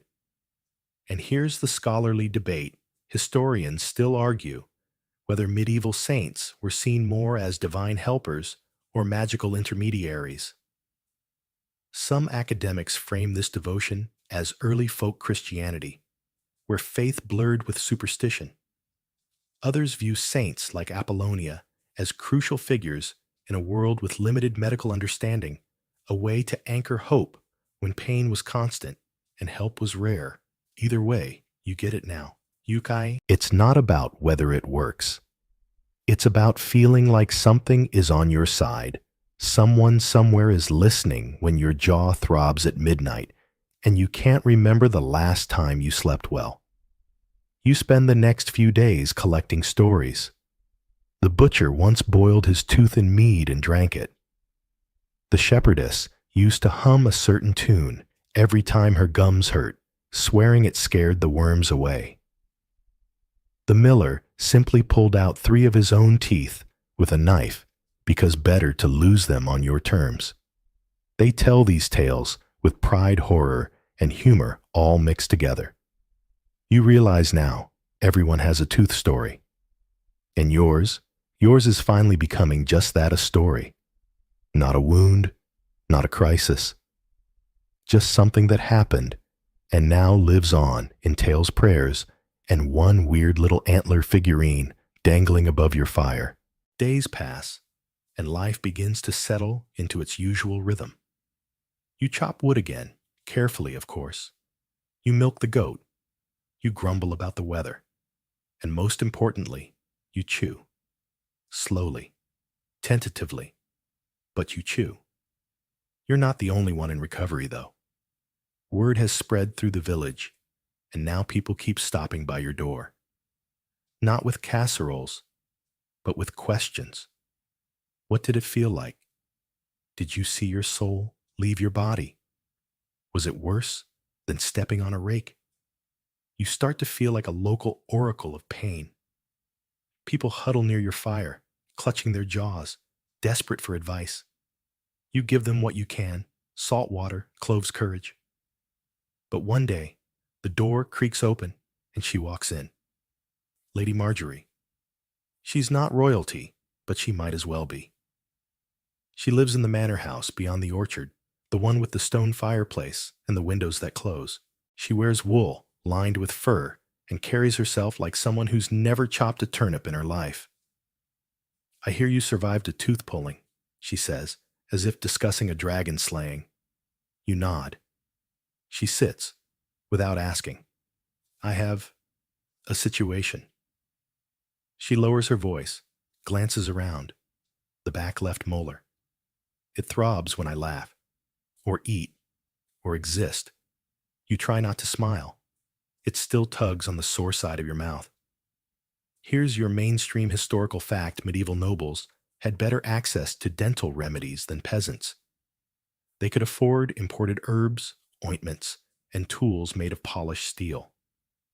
Some even commissioned gold toothpicks or paid physicians for personalized treatments. But at the end of the day, they still had the same mouths, and teeth don't care about titles. Lady Marjorie shows you a small silver spoon filled with some grayish paste. My physician sent this from Bruges. Supposed to draw out the humors. You sniff it. Smells like ash and mint. Not unpleasant, but not helpful. You offer her a clove and a bit of your sage brew.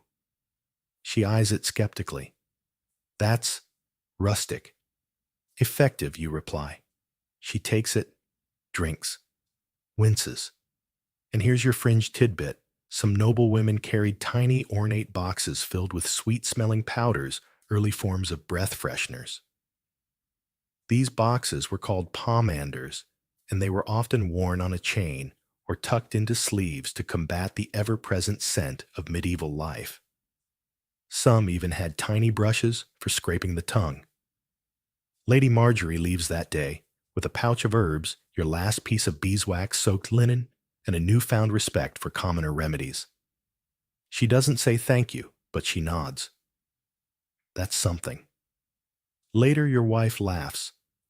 You've become the village dentist. You protest.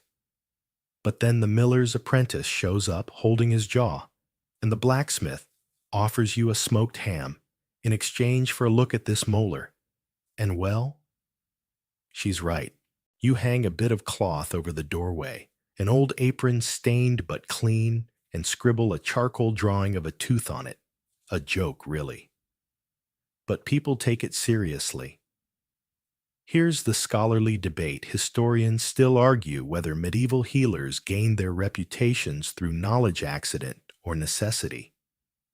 Without formal training, many medical roles were filled by those who had simply survived something and were willing to repeat the experience for others. Some became respected village doctors. Others ended up blamed when things went wrong. You don't charge coin. You accept eggs, herbs, firewood. Someone gives you a goose, which your children name Chewer. You're not a barber, not a surgeon, just someone with one less tooth and a head full of hard-won advice. But that's how most healers begin, isn't it? With pain and patience and a little bit of luck. It's late one evening when you hear it, a soft knocking at your door. Not urgent, almost polite. You rise from your chair by the hearth, the fire crackling low behind you. Chewer the goose honks, once annoyed by the disturbance. You open the door and find something curious. A boy, maybe 10, maybe 12, thin as a fence post and trembling. He doesn't speak, just opens his mouth wide. There, nestled in swollen gums, is a tooth, or at least what's left of one. It's black at the base, brown at the crown, and tilted like a stone ready to fall from a hillside. The boy points to it, then to you. You sigh. You let him in. His father arrives moments later, breathless, holding out a rabbit carcass. For the trouble, he wheezes, just do what you did for yourself. You nod and begin the preparations. Wine, firelight cloth. Your hands aren't steady, but they're steadier than his father's. You tell the boy to breathe through his nose. He whimpers, but obeys. You reach for your tools, not the iron ones, but the small, simple ones you've pieced together from household bits. A bent spoon, a wedge of wood, a strip of boiled linen for tying. You're not a barber surgeon, remember? Just a survivor with a decent hand and a clean cloth. And yet here you are. Here's your mainstream historical fact: in the absence of professional care, many medieval families developed their own tooth-pulling methods. Sometimes the village blacksmith lent tools. Sometimes a parent simply used a clean cloth and a firm hand. Success rates varied. So did screams. The boy flinches. His fists clench. You brace. And with a short practiced tug pop, it's out, bloody, cracked, and deeply evil-looking. You hold it up like a prize, and he stares in stunned disbelief. Then he smiles, gap-toothed and victorious.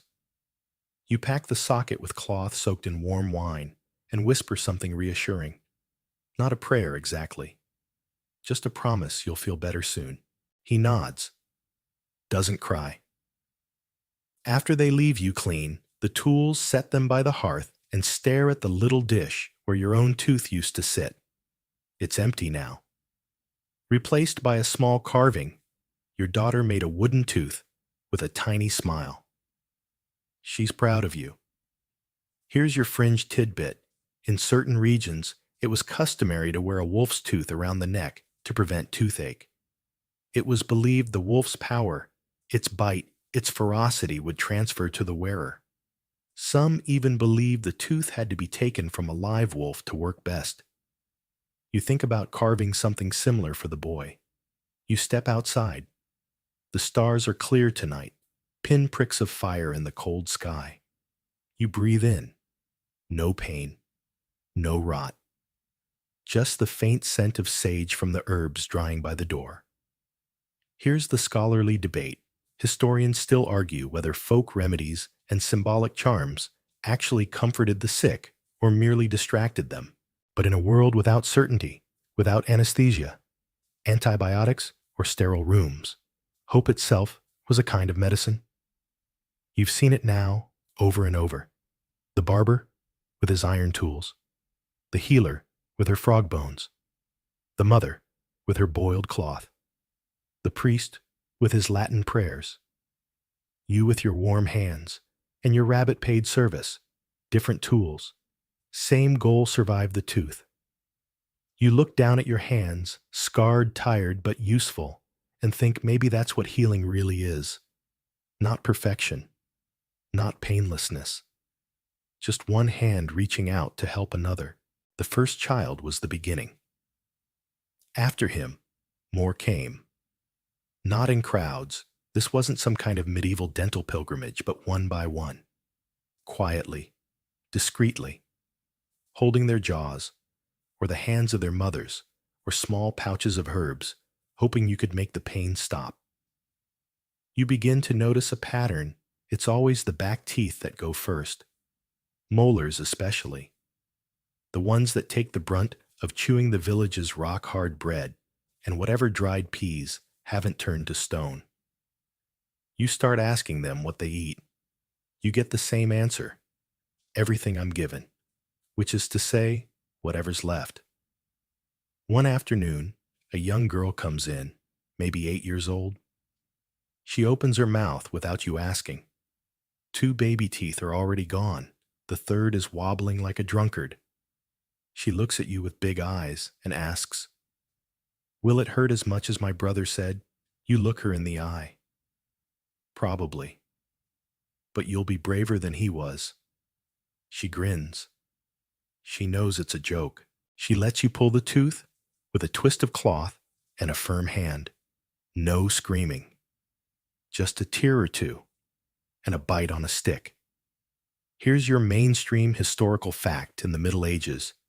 Children lost their baby teeth much as they do today, but with far less ceremony. There was no tooth fairy, no sparkling dollar coin under the pillow. Often the teeth were thrown into the fire, buried or fed to animals, depending on local customs. Many parents believed this prevented future pain or bad luck. You develop your own ritual. Every child who comes to you gets to toss their own tooth into the fire. You tell them the flames eat the pain and the smoke carries the ache away. It's not true, of course. But their eyes shine when the flames flicker and they leave with a little less fear. Your wife starts saving scraps of cloth for you. She makes a pouch just for your tools, your bent spoon, your wedges, your wine flask. She even embroiders a small tooth on the flap. One night, as you're cleaning the tools, she leans over and asks, "You ever going to charge for this?" You shake your head. "Not for the little ones." She nods, satisfied. Here's your fringe tidbit. In some medieval villages, children were warned not to speak ill of their fallen teeth, or else they might grow back. But in the wrong place, like the belly or the heart. Naturally, this led to many hasty burials and fire offerings. You start noticing how many of the village's children are missing teeth. Some grins are practically toothless. A few toddlers walk around with one enormous front tooth like a lone sentinel. But it's not just funny, it's telling. These kids are growing up in a time where pain is normal, where a toothache is just another part of life, like scraped knees or bad weather. But for some of them, you're the first person who shows up with a plan, a method, a kind word, a promise that it will hurt less tomorrow. Here's the scholarly debate. Historians still argue how much care was truly given to children in the medieval world. Some sources show a deeply affectionate society. Others suggest a more practical, sometimes indifferent approach. But the presence of rituals, charms, and even folk remedies tailored to kids suggests that even in a hard world, tenderness found its way through. You feel it when you place a cool cloth on a burning cheek, when a child sits on your lap shaking and walks away smiling, when a tooth lands in the fire with a soft crack and the room grows lighter. One day, you look at the drawing your daughter made, Papa Brave, and you realize it's surrounded now. Dozens of little teeth sketched around it in charcoal, each one representing a story, a victory, a scream survived. You don't remember telling her to draw them. She just knew. The pain never really leaves it, just changes shape, moves deeper, becomes part of you in small, invisible ways. Take today, for instance. You wake up to frost on the window ledge and a jaw that feels tight like you've been clenching it all night. You stretch it slowly, flexing your tongue along the familiar ridge of the empty socket. No blood, no swelling. But the memory is still there like a bruise that hasn't faded. And that's the thing about pain in the Middle Ages. There's rarely relief. There's only endurance, and sometimes distraction, which is how you find yourself outside the tavern that afternoon, watching a man on a makeshift stage do the unthinkable yank a tooth from a squirming peasant while a crowd cheers. The man's dressed in garish colors, his coat patched in red and gold. He's got a crooked hat, a crooked smile, and a box full of tools that look suspiciously familiar. He calls himself Master Baldric, the Mouth Mender. You know his type. These are the tooth pullers of the road, part performer, part opportunist, part miracle salesman. They travel from town to town promising quick fixes and faster pain-pulling teeth in front of gawking crowds for a few coins and a dash of glory. You wince as he twists a molar free and holds it up like a prize. The crowd gasps. The patient wobbles away, dazed and bleeding as a child collects coins in a tin bowl. Here's your mainstream historical fact.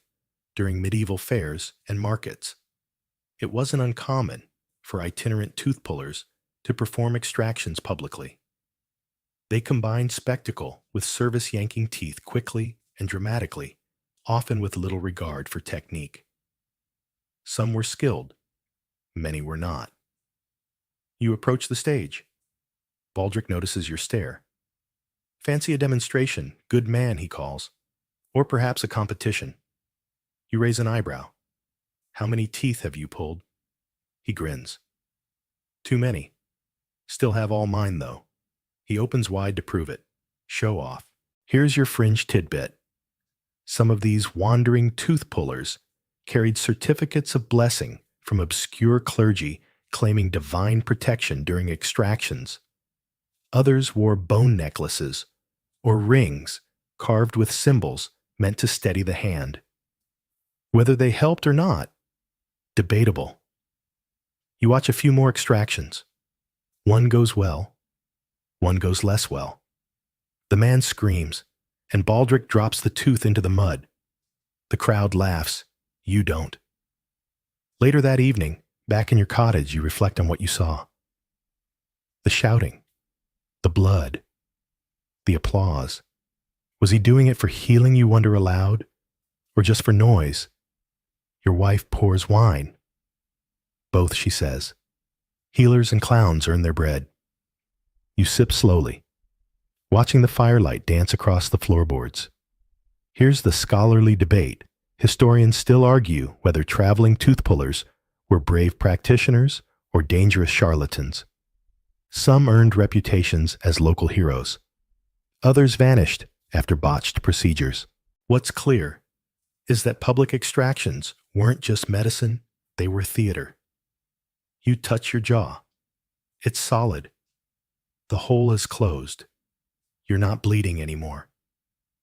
But watching Baldric reminded you of the rawness, the lack of control, the audience cheering while someone clenched a rag and screamed into the wind.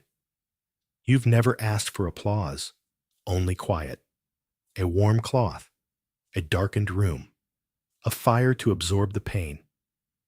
Maybe that's why people keep coming to your door, because you don't treat it like a show. You treat it like a wound. The next morning, your jaw is quiet. Not healed, not forgotten, but quiet. Like an old dog lying by the fire, snoring softly, but ready to bark if provoked. You feel lucky, not just for the absence of pain, but for the knowledge you now carry. You've seen how bad it can be, how it was. And now you're the one others come to before things reach the screaming stage. But your peace doesn't last. Because today, a man arrives from 2 villages over an ox of a man with a beard like a hedge and eyes wide with desperation. My wife, he says. It's her tooth. She hasn't slept in 3 days. The pain is spreading. You don't hesitate. You pack your things, linen wine, your bent spoon, and set out with him before the sun is fully risen. The road is muddy, the wind sharp, and Chewer, the goose honks in protest as you leave. You reach their home, a modest cottage, with smoke curling from the chimney. Inside, the woman lies curled on a mat, her cheeks flushed, and her breathing shallow. One look at her, and your stomach tightens. Her jaw is massively swollen round red and hot to the touch. Her eyes flutter when she tries to speak, but the pain chokes her voice. You've seen this before? Not just a bad tooth, an abscess. Here's your mainstream historical fact. Dental abscesses, collections of pus caused by bacterial infection, were often fatal in the Middle Ages if left untreated. With no antibiotics and no understanding of sterilization, an untreated abscess could spread to the neck brain or bloodstream, leading to sepsis or death. You unwrap your tools, boil water, pour wine, tear linen into strips. This is no time for theatrics. This is damage control. You explain to her husband that the tooth must come out, that the swelling must be drained, that she will scream and maybe faint. He nods, pale as wool. Here's your fringe tidbit. In some medieval texts, it was recommended to heat a poker and lance a swollen jaw from the outside to release the fire within.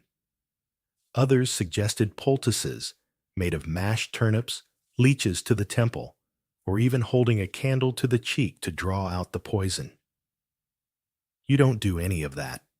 Instead, you sterilize your small knife in the fire, say a prayer under your breath, half to St. Apollonia, half to luck, and make a quick incision near the gum line.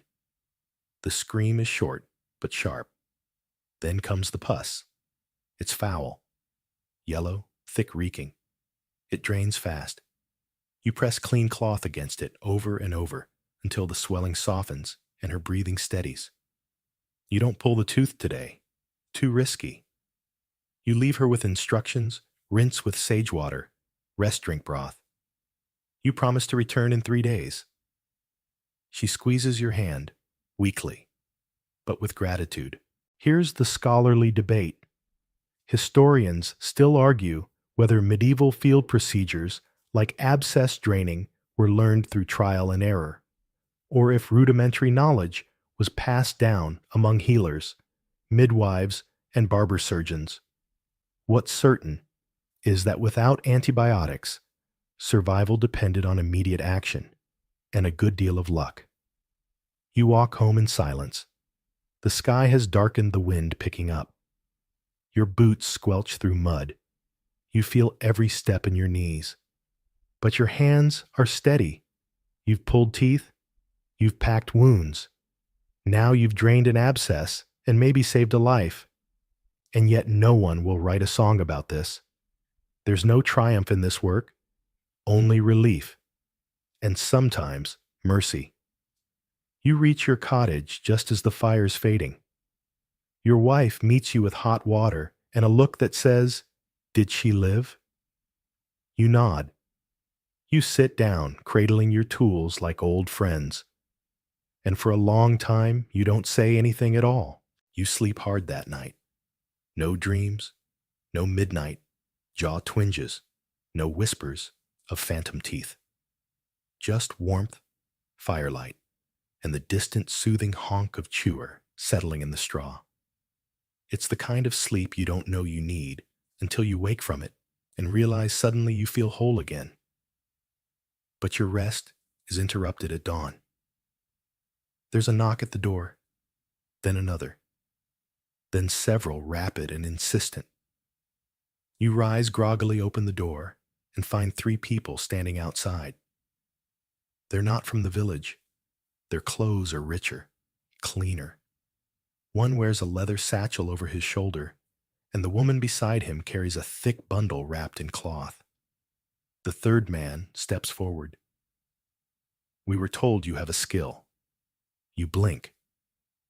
"Pulling teeth, replacing them," he replies. You stare. "Come again." He unwraps the bundle.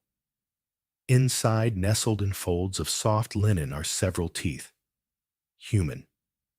clean, some slightly yellowed, some pure white. One has gold wiring coiled around the root. Can you make these fit? He asks. Now this is new.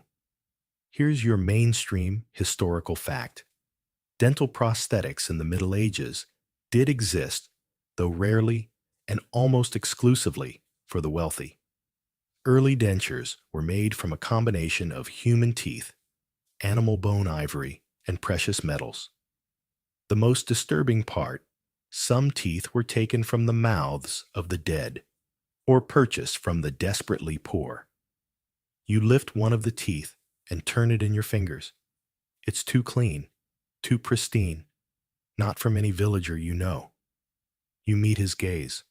Where did these come from? He doesn't answer. You hand them back. I'm not a craftsman, but you have steady hands, a gentle pull. That's what we were told. You nod slowly. For pulling, not placing. The woman steps forward. They're for my brother. He lost 3 in a fall.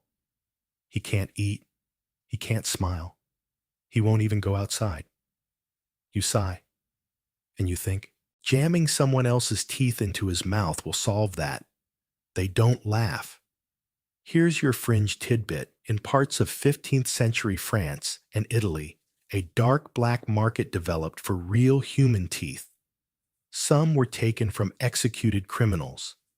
Others were stolen from graveyards, especially fresh ones.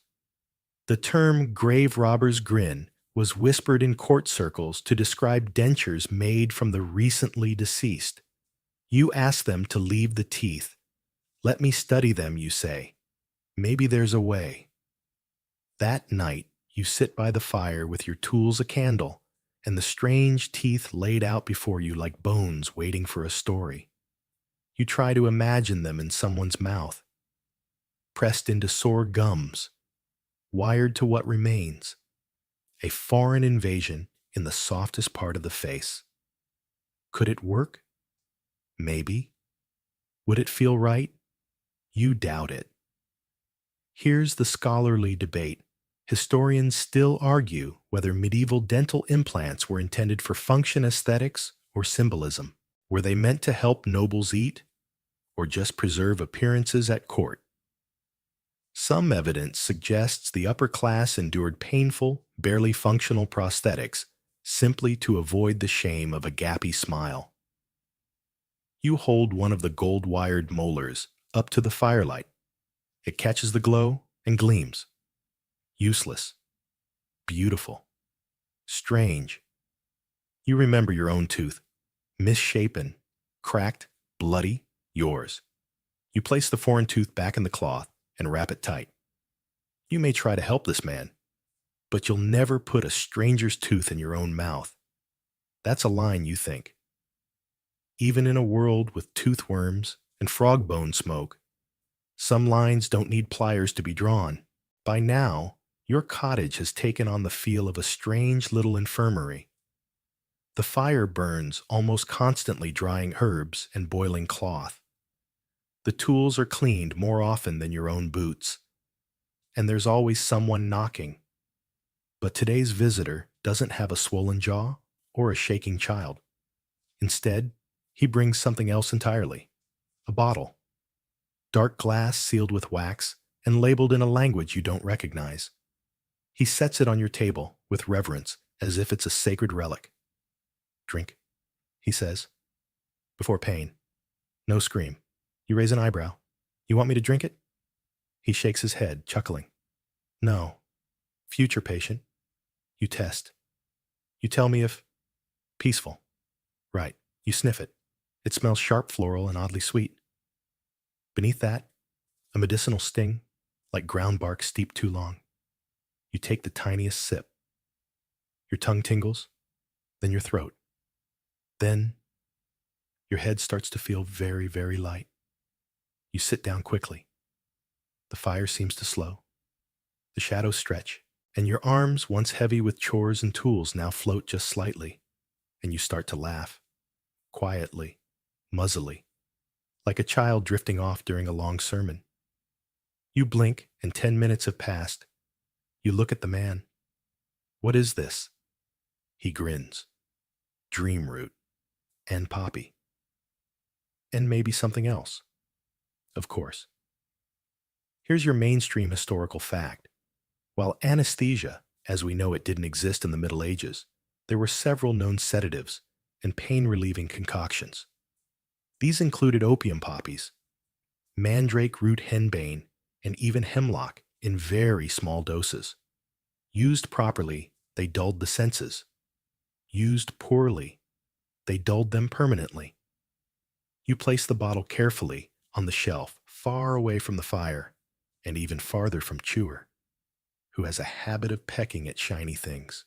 You wonder, should you use it? Here's your fringe tidbit. In some monastic apothecaries, there existed a recipe called the sleeping draught of St. Severin made from vinegar, wild lettuce, and the sap of the white poppy. It was said to bring a dreamless hour when applied under the tongue. Its effectiveness, questionable.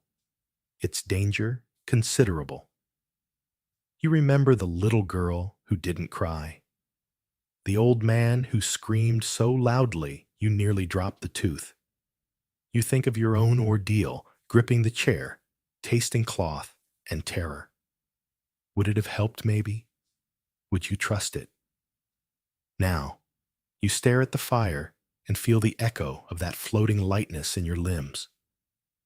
It wasn't scary, but it wasn't quite safe either. It was a doorway you could open only once without knowing what waited on the other side. Here's the scholarly debate. Historians still argue whether medieval pain remedies were truly effective or simply placebos disguised by ritual. Some anesthetic recipes were recorded with stunning precision. Others were vague, passed by word of mouth, and misremembered until deadly. A draught that soothed one patient might stop another's heart.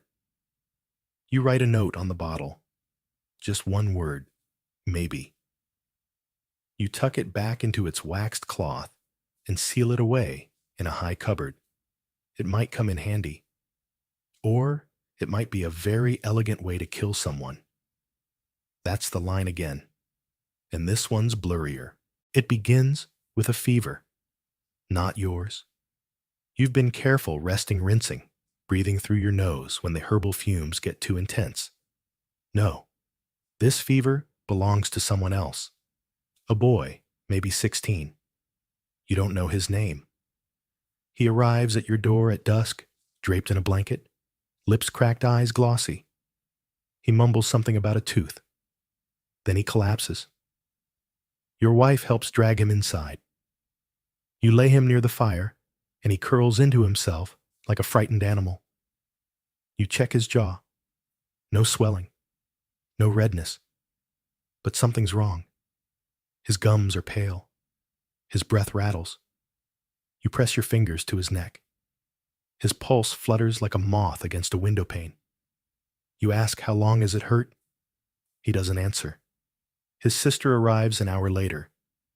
He had a molar pulled 3 days ago, she says, wringing her hands. From a traveler. In the square. It bled a lot. Then he fainted. Then the fever. You close your eyes. Too late. Here's your mainstream historical fact. Untreated infections from dental procedures were a major cause of death in the Middle Ages. Without sterilized tools or antibiotics, even a simple extraction could lead to septicemia, a systemic infection that could spread to the brain, heart, or lungs within days. You boil water.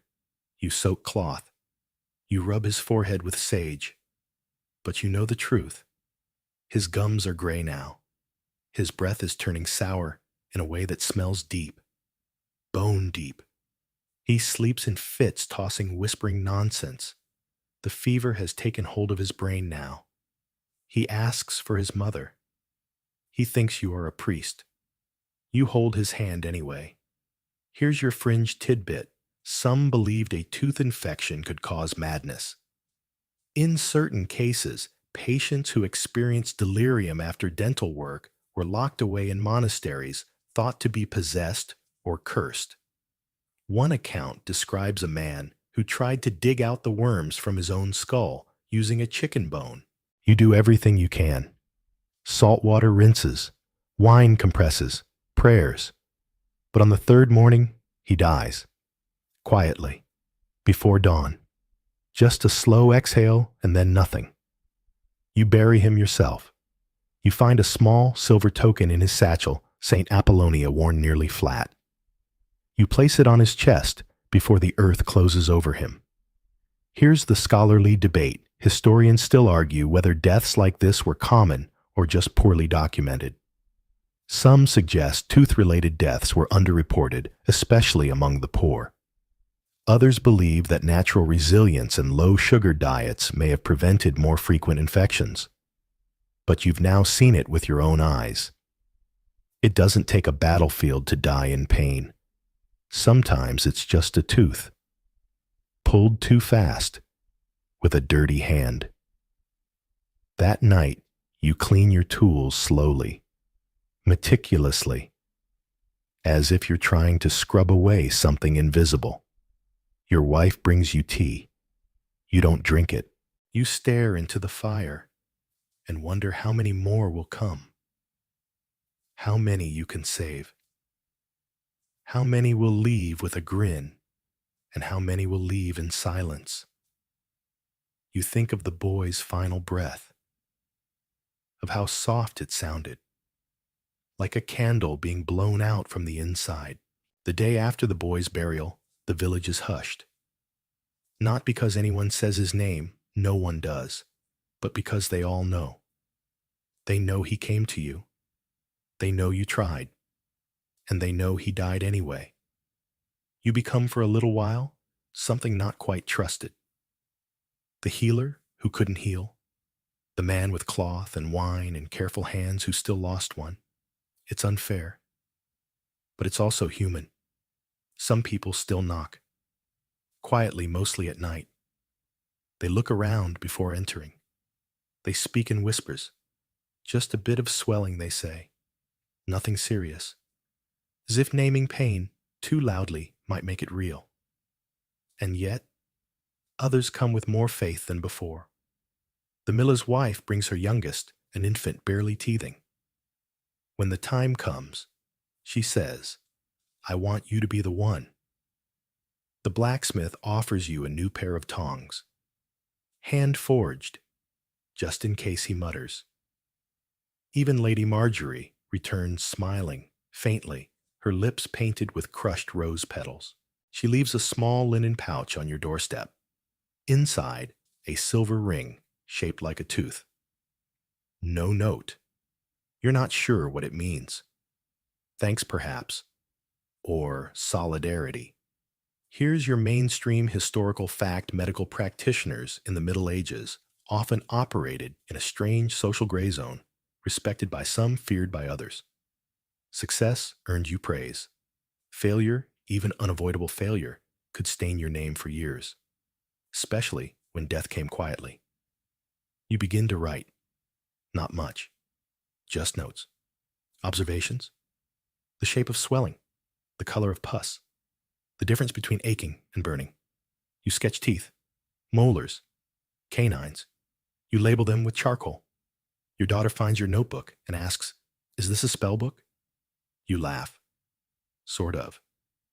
And here's your fringe tidbit. A few rare medieval texts tucked away in monastic libraries contain diagrams of the human mouth. Some even included chants to coax the rot from the root. One such text advised smearing honey across the teeth before bed to sweeten the breath of dreams. You try it once. It's a sticky mess. Your wife laughs until she cries. That night, you sit outside beneath the stars. The wind is cool, brushing your face like a quiet apology.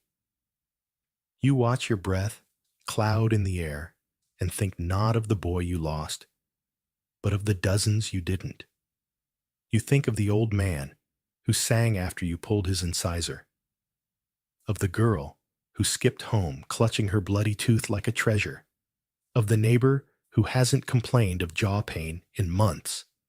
And then you think of your tooth, the first, the one that started it all. You buried it, yes, but sometimes you feel it still like a phantom somewhere beneath the gum, pulsing just slightly when the wind shifts. Here's the scholarly debate. Historians still argue whether the psychological effects of pain were acknowledged in medieval healing. Some believe emotion had no place in treatment, only humors and rituals. Others find evidence of empathy, grief, and quiet reflection, not always recorded, but always felt. You stare into the sky.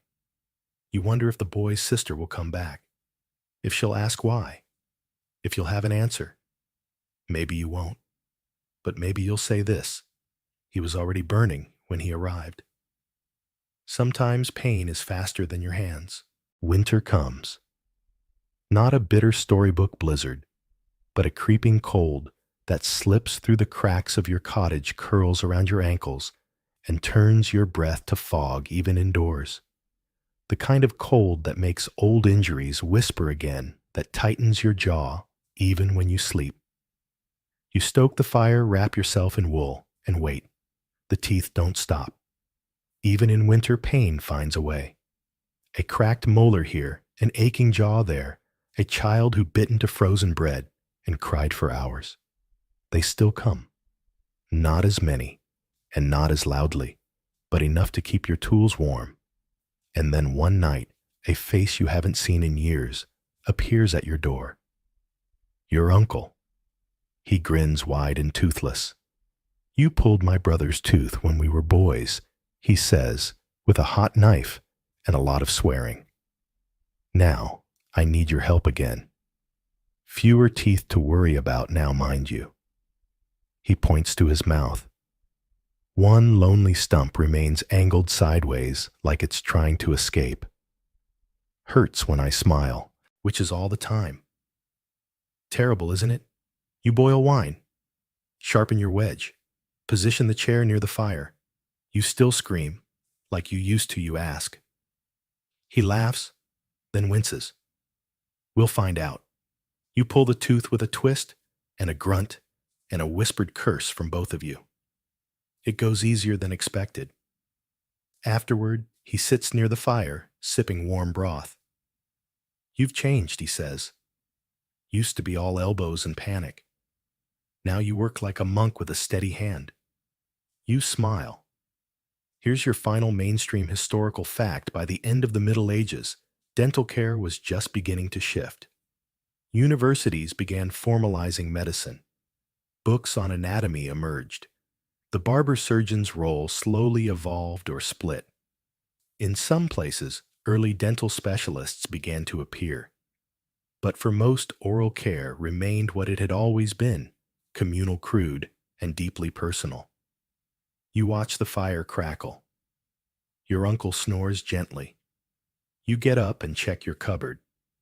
The herbs are low. You'll need more sage. The wine, too, it's nearly gone. Your daughter's tooth sketches have expanded to fill nearly half the wall now. A mosaic of smiles, gaps, and growing grins. You feel proud and tired. Here's your final fringe tidbit. Some believed that when a person died, the soul escaped through the mouth, and that a healthy set of teeth made for a cleaner exit. It wasn't science. It was fear dressed as comfort. But even fear has its uses. And here's the last scholarly debate. Historians still argue what motivated healers like you. Was it faith? Curiosity, guilt? A need for control in a world where most things couldn't be fixed? Maybe all of it.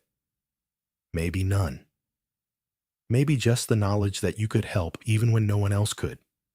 Your wife joins you at the fire. Chewer the goose waddles over nestles at your feet. The cottage is quiet, peaceful. You close your eyes and remember your own pain. The grip of the chair, the taste of blood, the fear, and then the relief. You think this is what you offer now. Not miracles, not perfection, just relief. And maybe that's enough. The fire burns low now. Your hands rest in your lap still. The tools are clean. The room is warm. Outside, snow begins to fall light, steady soft against the window. You hear it before you see it. A hush. A blanket spreading across rooftops and fields, tucking everything in for the night. Your breath slows. You remember the first time you felt that ache deep in your jaw, like thunder trapped beneath your teeth. It seemed endless then, but everything ends. Even pain. Even winter. Somewhere in the village, a child is sleeping with a new gap in her smile. A man rolls over, without waking for the first time in days. A woman breathes through her nose again, softly at peace. You've left something behind in all of them. Not a cure, not perfection, just a little less fear. The fire pops once more, then settles. So do you. Now rest. Let the ache fade. Let the cold stay outside. Let your jaw unclench. You're safe. You did good. And tomorrow, the world will keep turning. But tonight the pain is gone, and you are still here. Why it sucked to be a woman in medieval Europe. We're diving into a world where just being born with the wrong set of chromosomes meant your life was pretty much decided before you even opened your eyes. Imagine it's dark, damp, and you're wailing like any newborn would. But there's no celebration, no proud father parading through the village. Instead, there's a quiet sigh, maybe a shake of the midwife's head, and your mother trying to hide her disappointment. Because you, dear listener, are a baby girl in medieval Europe. And, well, you probably won't survive this. So before you get comfortable, take a moment to like the video and subscribe, but only if you genuinely enjoy what I do here. And let me know in the comments, where are you watching from, and what time is it over there? Now dim the lights, maybe turn on a fan for that soft background hum, and let's ease into tonight's journey together. You're born into a world of dim candlelight and colder expectations. The cloth they wrap you in is rougher than what your brother would have had. No one writes your name in the family records with much excitement. Your father is already thinking of how many meals you'll eat before you become someone else's problem. See, in this era, being born a girl isn't just inconvenient, it's a liability. Daughters can't inherit land, can't fight wars, can't carry the family name forward. Instead, they cost money, dowries, wedding feasts, sometimes bribes to convents if you're unmarriageable. Even your very existence is steeped in economics. Your mother feeds you, dresses you, and holds you close, but even she knows the odds. You're less likely to receive good food during famine years, less likely to be taken to a physician if you fall ill, and far more likely to be handed off like livestock by your 12th birthday. Here's your mainstream historical fact. In much of medieval Europe, daughters were not entitled to inherit property unless there were no male heirs. Even then, legal loopholes often snatched land back through forced marriages or church seizures. Daughters were by law and culture secondary. But not all neglect is visible. You notice early that your older brother gets more bread, more attention, and more time to just be a child. You, on the other hand, are dressed early in miniature versions of your mother's garments and expected to start helping before you can even spell the word. And here's your quirky tidbit. Some rural communities used baby girls as literal furniture, propping them in baskets, or wrapping them tightly so they wouldn't crawl away while mothers worked. It wasn't abuse exactly, just practicality wrapped in rough cloth and lowered expectations. There's a quiet ache to your days. Not pain exactly, but a dim recognition that life doesn't stretch out before you. it narrows. You play with dolls made of rags, while boys swing sticks like swords.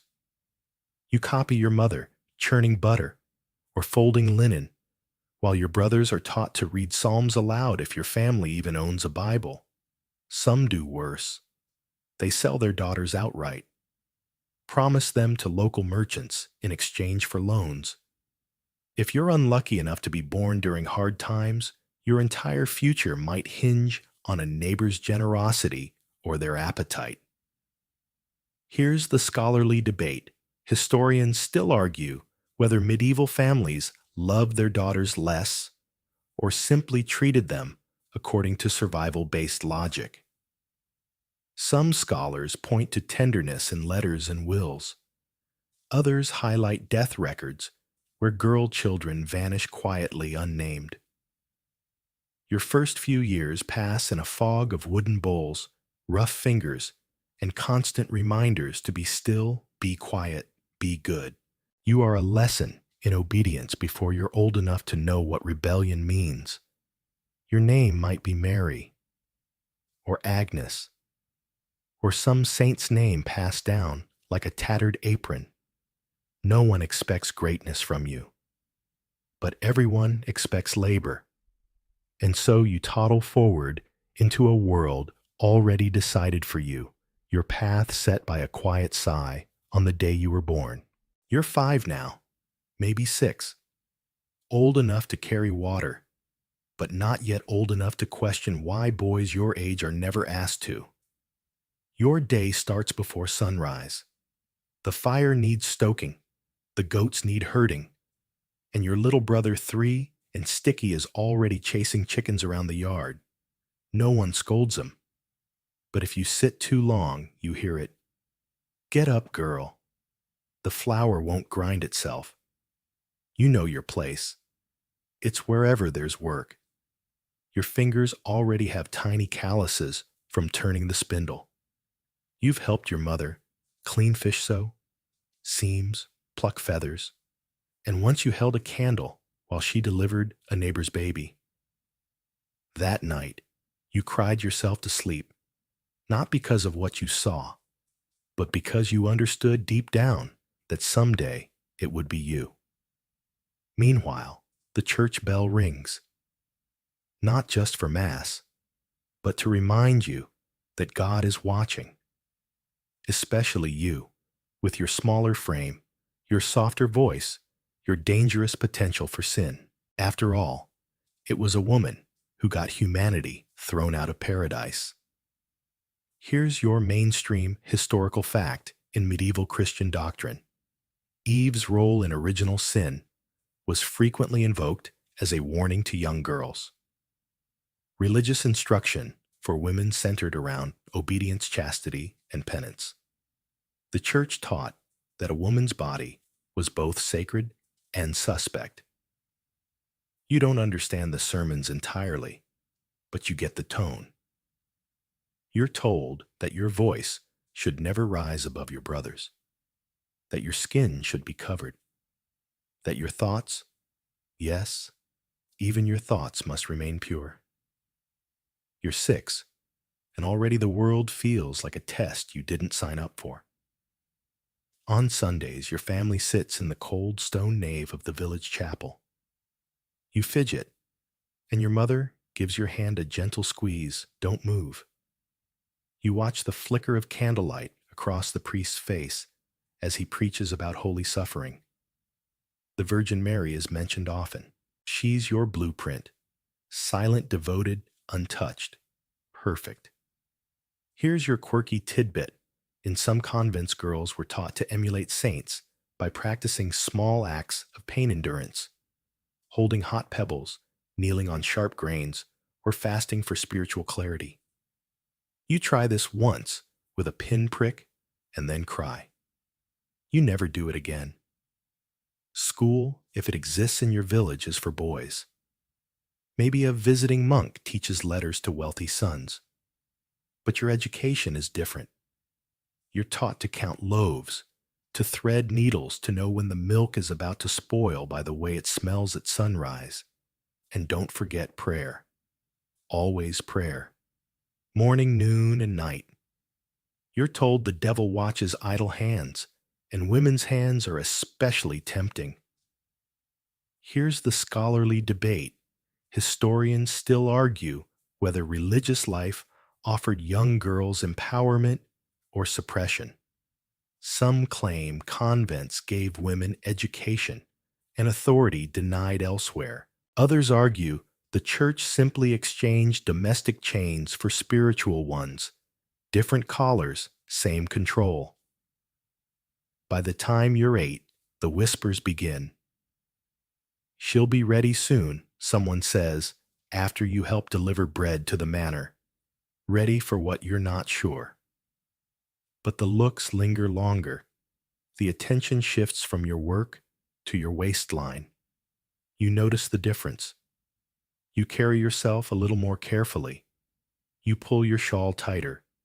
You say less.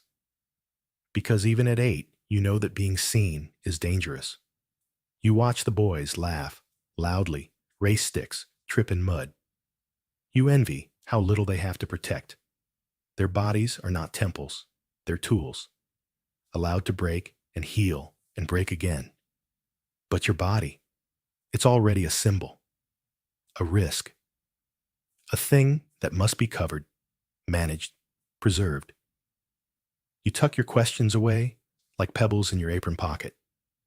Too sharp to throw, too small to change anything.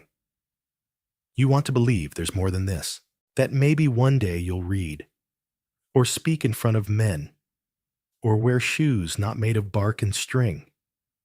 But for now, you lower your head. You fetch the water. You pray the boys don't throw stones. And you try so hard to be good. You're 12 now. Maybe 13. It's hard to say birthdays aren't celebrated so much as vaguely remembered. But your body knows what the calendar never says aloud. Your hips ache some mornings. Your chest has changed. You feel it in the way your clothes fit and the way they look at you now. The baker's boy doesn't throw crumbs at you anymore. He stares too long instead. The priest speaks more softly when he blesses you, and your mother's hand lingers longer on your shoulder, as if bracing you for something she can't quite say. You wake up one morning to find blood on the straw. Your heart races not out of fear exactly, but something worse, understanding. You don't tell anyone. You try to hide it. But of course your mother knows. They all know. Your aunt arrives the next day with folded cloths and a bowl of boiled water. She says nothing, just gives you a tight nod. You are in the eyes of this village now a woman. Here's your mainstream historical fact. In most parts of medieval Europe, girls were considered marriageable as soon as they reached puberty. There were regions where girls were wed at 12 or 13, especially if property-family alliances or inheritance were involved. Consent was more legal formality than actual discussion. You're suddenly not just a girl anymore. You're valuable, but only in a very narrow sense. Whispers about dowries begin. Your mother starts saving better scraps of fabric for you. The man at the well smiles at your father a little too knowingly, and just like that, you've become a bargaining chip. You no longer walk alone. You're not supposed to run either. Running makes things bounce. You're told to avoid the woods, avoid the river, avoid speaking too freely. Your body has become a signal flare in a world that prefers quiet girls. Here's your fringe tidbit. In some households, girls were given tiny pouches of dried herbs, rosemary, sage, or lavender to wear around their necks. The scent was believed to cool the blood and suppress lust. Yours is scratchy and smells like damp hay. Your duties double overnight. Not just chores, but practice kneading dough the right way for guests standing straight during prayers, making eye contact, but not too much. Smiling But not like that. Your whole life becomes a performance, and the audience is made of potential husbands. You hear your parents speaking in hushed tones late at night. Names are mentioned. Families, cows, land. One day, your mother asks you to wear your hair up, not because it's in the way, but because loose hair sends messages. You didn't know your hair could talk. Here's the scholarly debate. Historians still argue whether medieval girls had any say in early betrothals. Some records show girls protesting or fleeing arranged matches.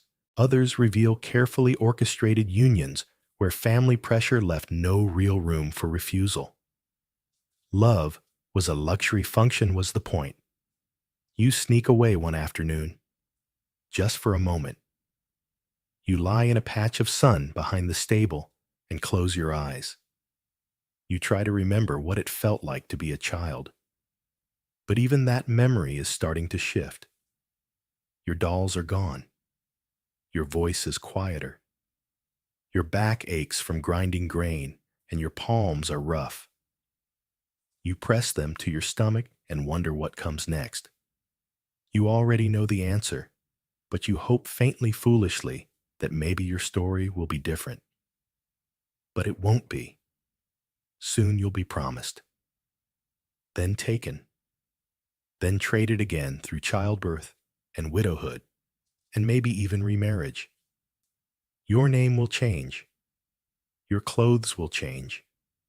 Your life will be a series of roles played for others.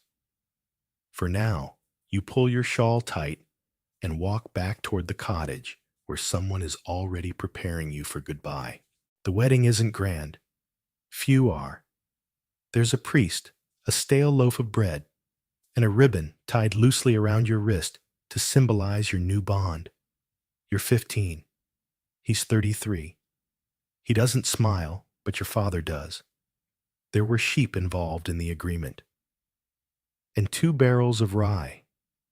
Your mother gives you a bundle wrapped in faded cloth, her old comb, a bone needle, and 1 pair of wool stockings. For comfort, she says, not meeting your eyes. You don't cry. You're not sure if you're supposed to. You smile mechanically as you're told to kneel to nod, to say yes. You now belong to someone else. Here's your mainstream historical fact in medieval Europe. Marriage was as much a legal and economic contract as a personal relationship, often more so. Girls were frequently married off as soon as they were biologically able to bear children. Husbands gained legal authority over their wives' property bodies and even punishments. Your new home is smaller than your father's, but colder. There's a single hearth, 1 stool, a lumpy mattress stuffed with reeds. Your husband speaks little. When he does, it's to give instructions about food, about firewood, about silence. You listen. What else can you do? He expects meals, hot clothes, mended hands busy. He expects you to know these things already. When you don't, there are no outbursts, just long disappointed looks that feel worse than shouting. You chop wood. You scrub linens in freezing water. You patch his socks while the tips of your fingers go numb. Sometimes you forget to breathe until your chest aches. And every time you close your eyes, you feel the weight of the ribbon from the wedding still tied somewhere in your ribs. Here's your fringe tidbit. In some households, brides were expected to demonstrate obedience during wedding feasts by standing through the entire meal, serving guests with lowered eyes, or even remaining silent for a full day. Failure to comply was considered a poor omen. You begin to shrink in your own skin. You used to hum while you worked. Now you barely make a sound. At night, the cottage settles into a creaking hush. You lie on the straw mattress, listening to his breathing. You pretend you're elsewhere. You imagine you're invisible. Sometimes you dream of your mother's hands. Not her words, just her hands. folding cloth, tucking hair, pressing warmth into your shoulder like a promise. Here's the scholarly debate historians still argue whether medieval marriages were universally oppressive or simply reflective of their time. Some records describe mutual companionship. Others detail neglect, forced obedience, or worse. Women's diaries are rare, but when they exist, they often ache with quiet resignation. You learn to anticipate your husband's moods, to read his footsteps, to sense when your silence is welcome and when your voice might be required but only briefly and never in disagreement. You become skilled at small efficiencies, saving bits of fat, for later meals, stretching thread twice as long, remembering the names of his relatives even when they forget yours. Your body, once awkward and uncertain, is now a vessel for expectations, a source of airs, a target for scrutiny, a thing that must not age, sag, resist. Some days you see your reflection in the water bucket and feel detached, as if the girl in the surface is someone you used to be, someone who liked lavender and sun patches and splashing in puddles, someone who could speak. Now your speech is rationed. You say yes. You say I'll try. You say thank you. You rarely say no. But tonight you whisper it, just once, under your breath, not to him, just to the walls. And the walls listen. The first time you miss your bleeding days, you don't say anything. You just notice. A few days late, then a few more. You kneel longer at the morning prayer. You scrub harder at the wash basin, as if effort might stop the tide already rising inside you. You've seen it before your mother, the neighbors, even that girl from 2 cottages over, who fainted by the well and never stood up again. You know what it means. You're going to be a mother, whether you want to or not. Here's your mainstream historical fact. In medieval Europe, motherhood wasn't a choice. It was a destiny. Women were expected to produce heirs, preferably sons, and often gave birth to 10 or more children throughout their lives. Infant and maternal mortality rates were staggeringly high. You tell your husband on a damp morning as you knead rye dough. He grunts, nods, and pats your shoulder like you're a cow who's finally started producing milk. It's not unkind. But it isn't anything close to joy. He tells the priest. The priest tells the neighbors. You're given a pot of broth and a scratchy wool blanket. Congratulations. You begin to feel less like a person and more like a cradle waiting to happen. At first, it's just nausea and sore joints. But soon, your body isn't your own. Your belly swells. Your breath shortens. Your back aches constantly. You pee 10 times a day and still feel like a walking wineskin.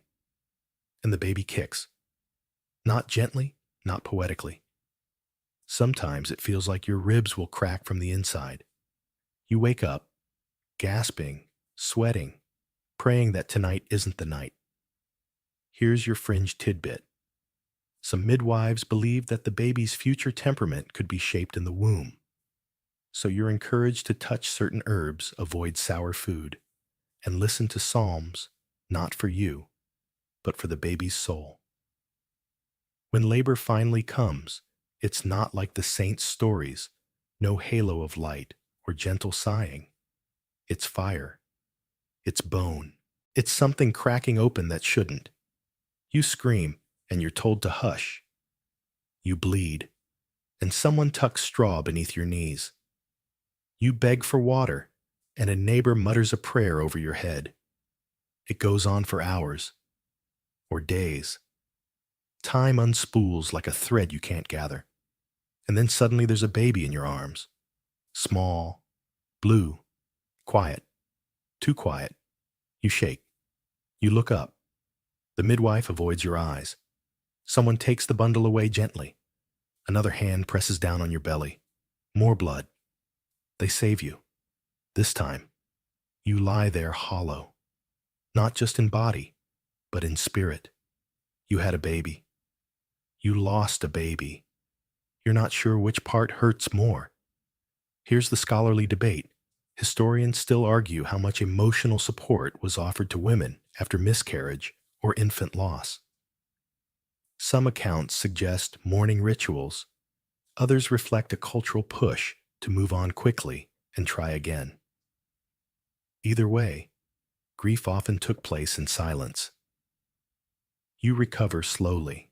Your breasts ache with milk that goes unused. Your stomach sags. Your skin feels like parchment stretched too thin. People come by with kind words and barley cakes. You nod. You thank them. You stare out the window and wonder if the birds are still singing, or if that's just your memory playing tricks. You become a mother even without a child. And sooner than later, you'll try again. Because in this world, a woman's worth is counted in children, and yours for now is still 0. The second time, the child lives. A girl. Tiny red-faced wailing, like the wind caught in the church bell tower. You name her after your mother, because that feels like a safe choice, familiar, humble, and not too hopeful. You press her to your chest and whisper promises you can't guarantee. You will feed her. You will protect her. You will teach her how to survive. You just don't know if that will be enough. Your husband is pleased, quietly. He nods again. She's strong, he says, almost surprised, as if that wasn't expected. But a daughter isn't a son. And you feel that difference like a draft that never fully leaves the room. Here's your mainstream historical fact. In medieval households, daughters were expected to contribute to domestic work from a very young age. They were not considered heirs or protectors of lineage, and their survival often depended more on maternal care than paternal pride. You carry her everywhere, tied in a faded cloth against your hip, while you churn butter chop onions, sweep floors. Your body is tired in new strange ways. Your knees wobble, your wrists ache, your back bends more than it used to. But she's alive, and that feels like a kind of miracle. Until the fever.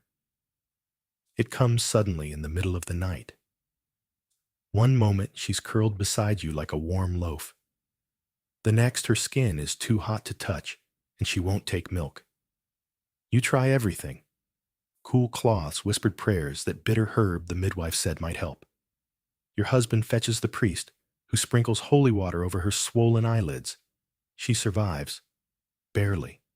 But she survives. And then the cycle repeats. Another child. Then another. One boy. 2 more girls. All fragile, all noisy, all precious in a world that does not treat precious things kindly. You work harder now than you ever did as a child. Because back then, at least your labor ended with sunset. Now your work begins again, after dark, feeding, soothing, stitching, praying. Here's your fringe tidbit. In some regions, women were expected to offer public thanks to the saints after each surviving birth by crawling on hands and knees to the altar, regardless of their recovery status. You do it once, knees raw, against cold stone. No one offers to help you back up. Your husband still doesn't say much, but he expects more. More food. More clothes. More children eventually. You are no longer a wife, really. You are a hearth that never goes cold. A pair of hands that never stops moving.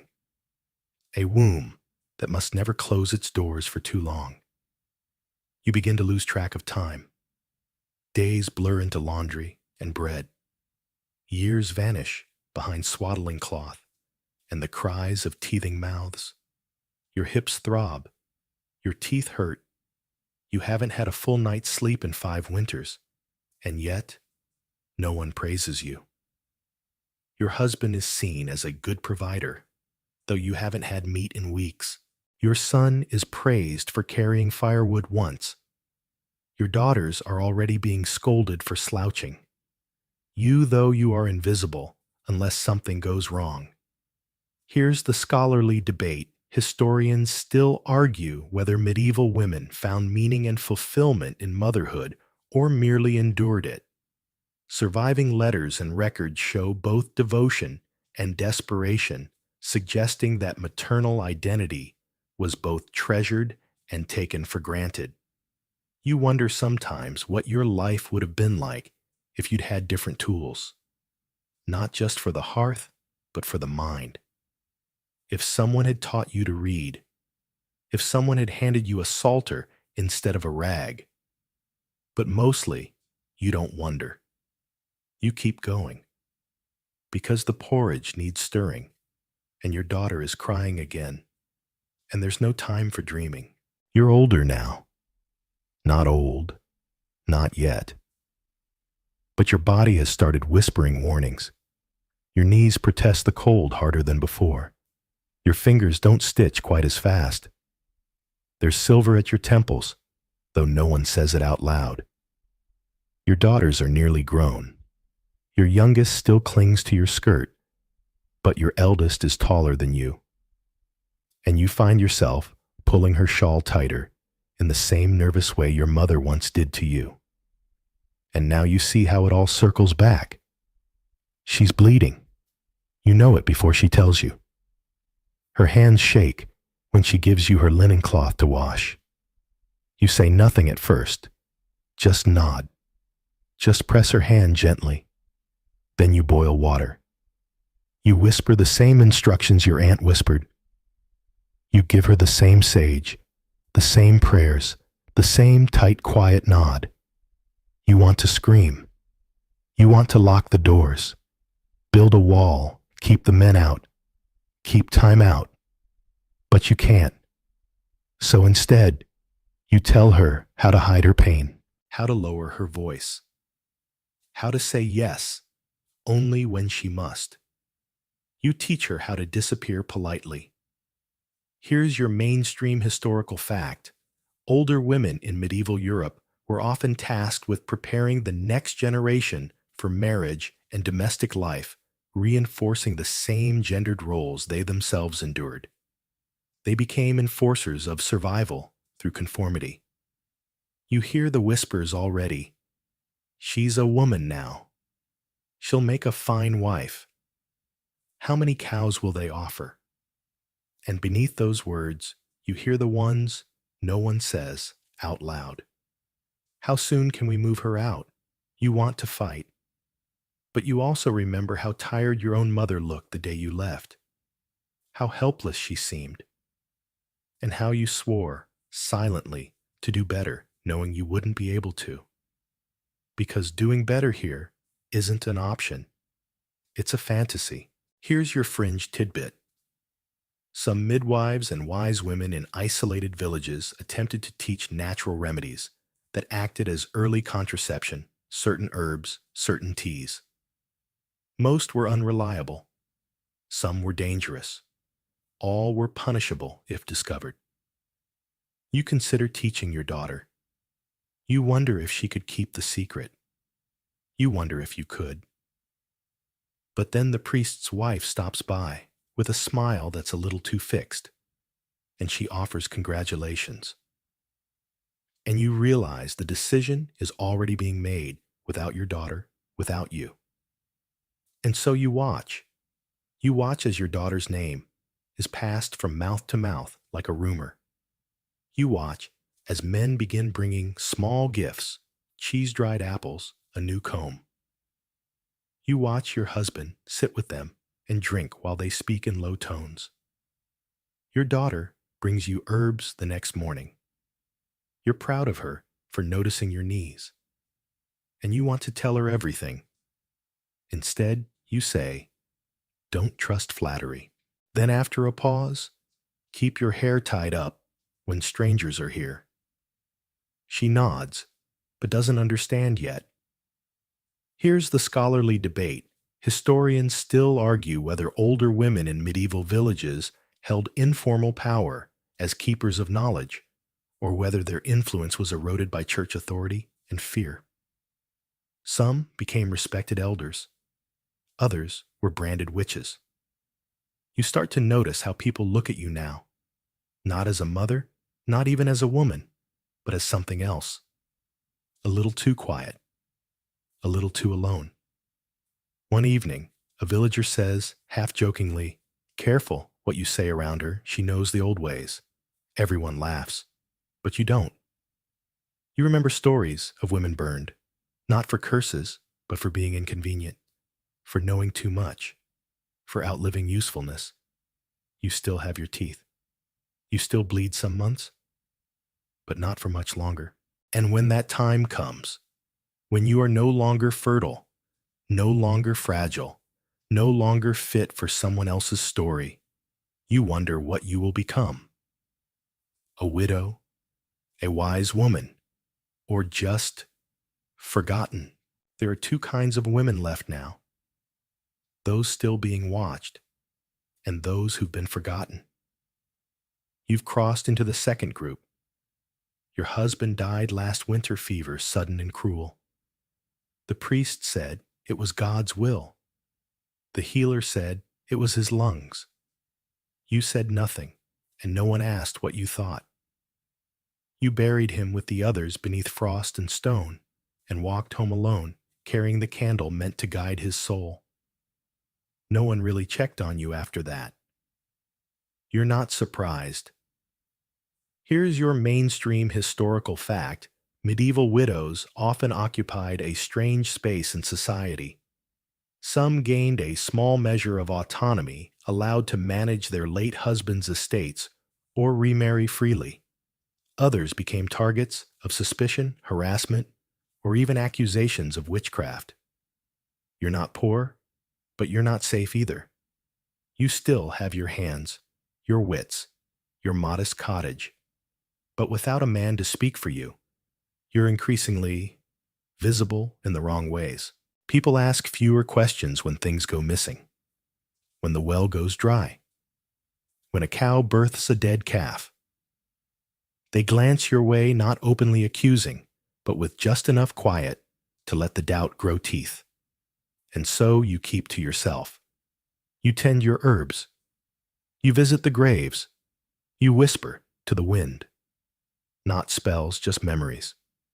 Sometimes the children still visit. Daughters with their own little ones, now tugging shawls, asking questions. You offer tea. You offer warmth. You watch them leave their skirts catching on brambles, their eyes already full of tired. They're you, just younger. And now you're what you always feared, the woman alone. Here's your fringe tidbit. In some regions, older women were believed to hold magical powers simply by outliving their usefulness to men. The word witch often replaced widow. Sometimes it only took a neighbor's cough or a bad harvest to spark a fire. You walk with care now. Speak softly. Never offer advice unless asked, then only once. You no longer accept food from neighbors, no matter how kindly offered. One day, the priest gives a sermon on sin and decay. His eyes pause too long on you. You feel the temperature in the church drop by degrees. That evening, you gather your few valuables, your mother's comb, your bundle of herbs, the St. Apollonia charm your granddaughter left behind. You pack them in linen and leave them beneath your bed, just in case. But even here, even now, not all is lost. Here's the scholarly debate. Historians still argue whether women found empowerment in faith and folklore through convent life pilgrimage or legends of saints who defied men and miracles alike. Some evidence suggests widows formed quiet networks of mutual care, sharing food space and whispered truth. You begin to attend fewer sermons and more forest edges. You speak with the midwife more often. You start reading old prayers not as commandments, but poetry. You teach your granddaughter how to make clove paste for toothache. how to boil nettle for strength, how to braid hair in a way that says, I am not afraid. She smiles at you, not with pity, not with fear, but with something close to understanding. That night, you sit by your fire comb in hand and remember the girl you were, the one who carried buckets, who bled early, who whispered no to the walls and prayed they were listening. You survived her. And maybe, just maybe, that means you were always more than they allowed you to be. The fire is low now. Your hands rest in your lap soft, from age strong, from everything they've endured. The room is quiet save for the pop of embers and the faint hum of wind pressing gently against the walls. You breathe slowly. The night presses in like a warm blanket, not heavy just enough to remind you that the world is quieted, that the hard part is behind you, that the pain has had its say, and now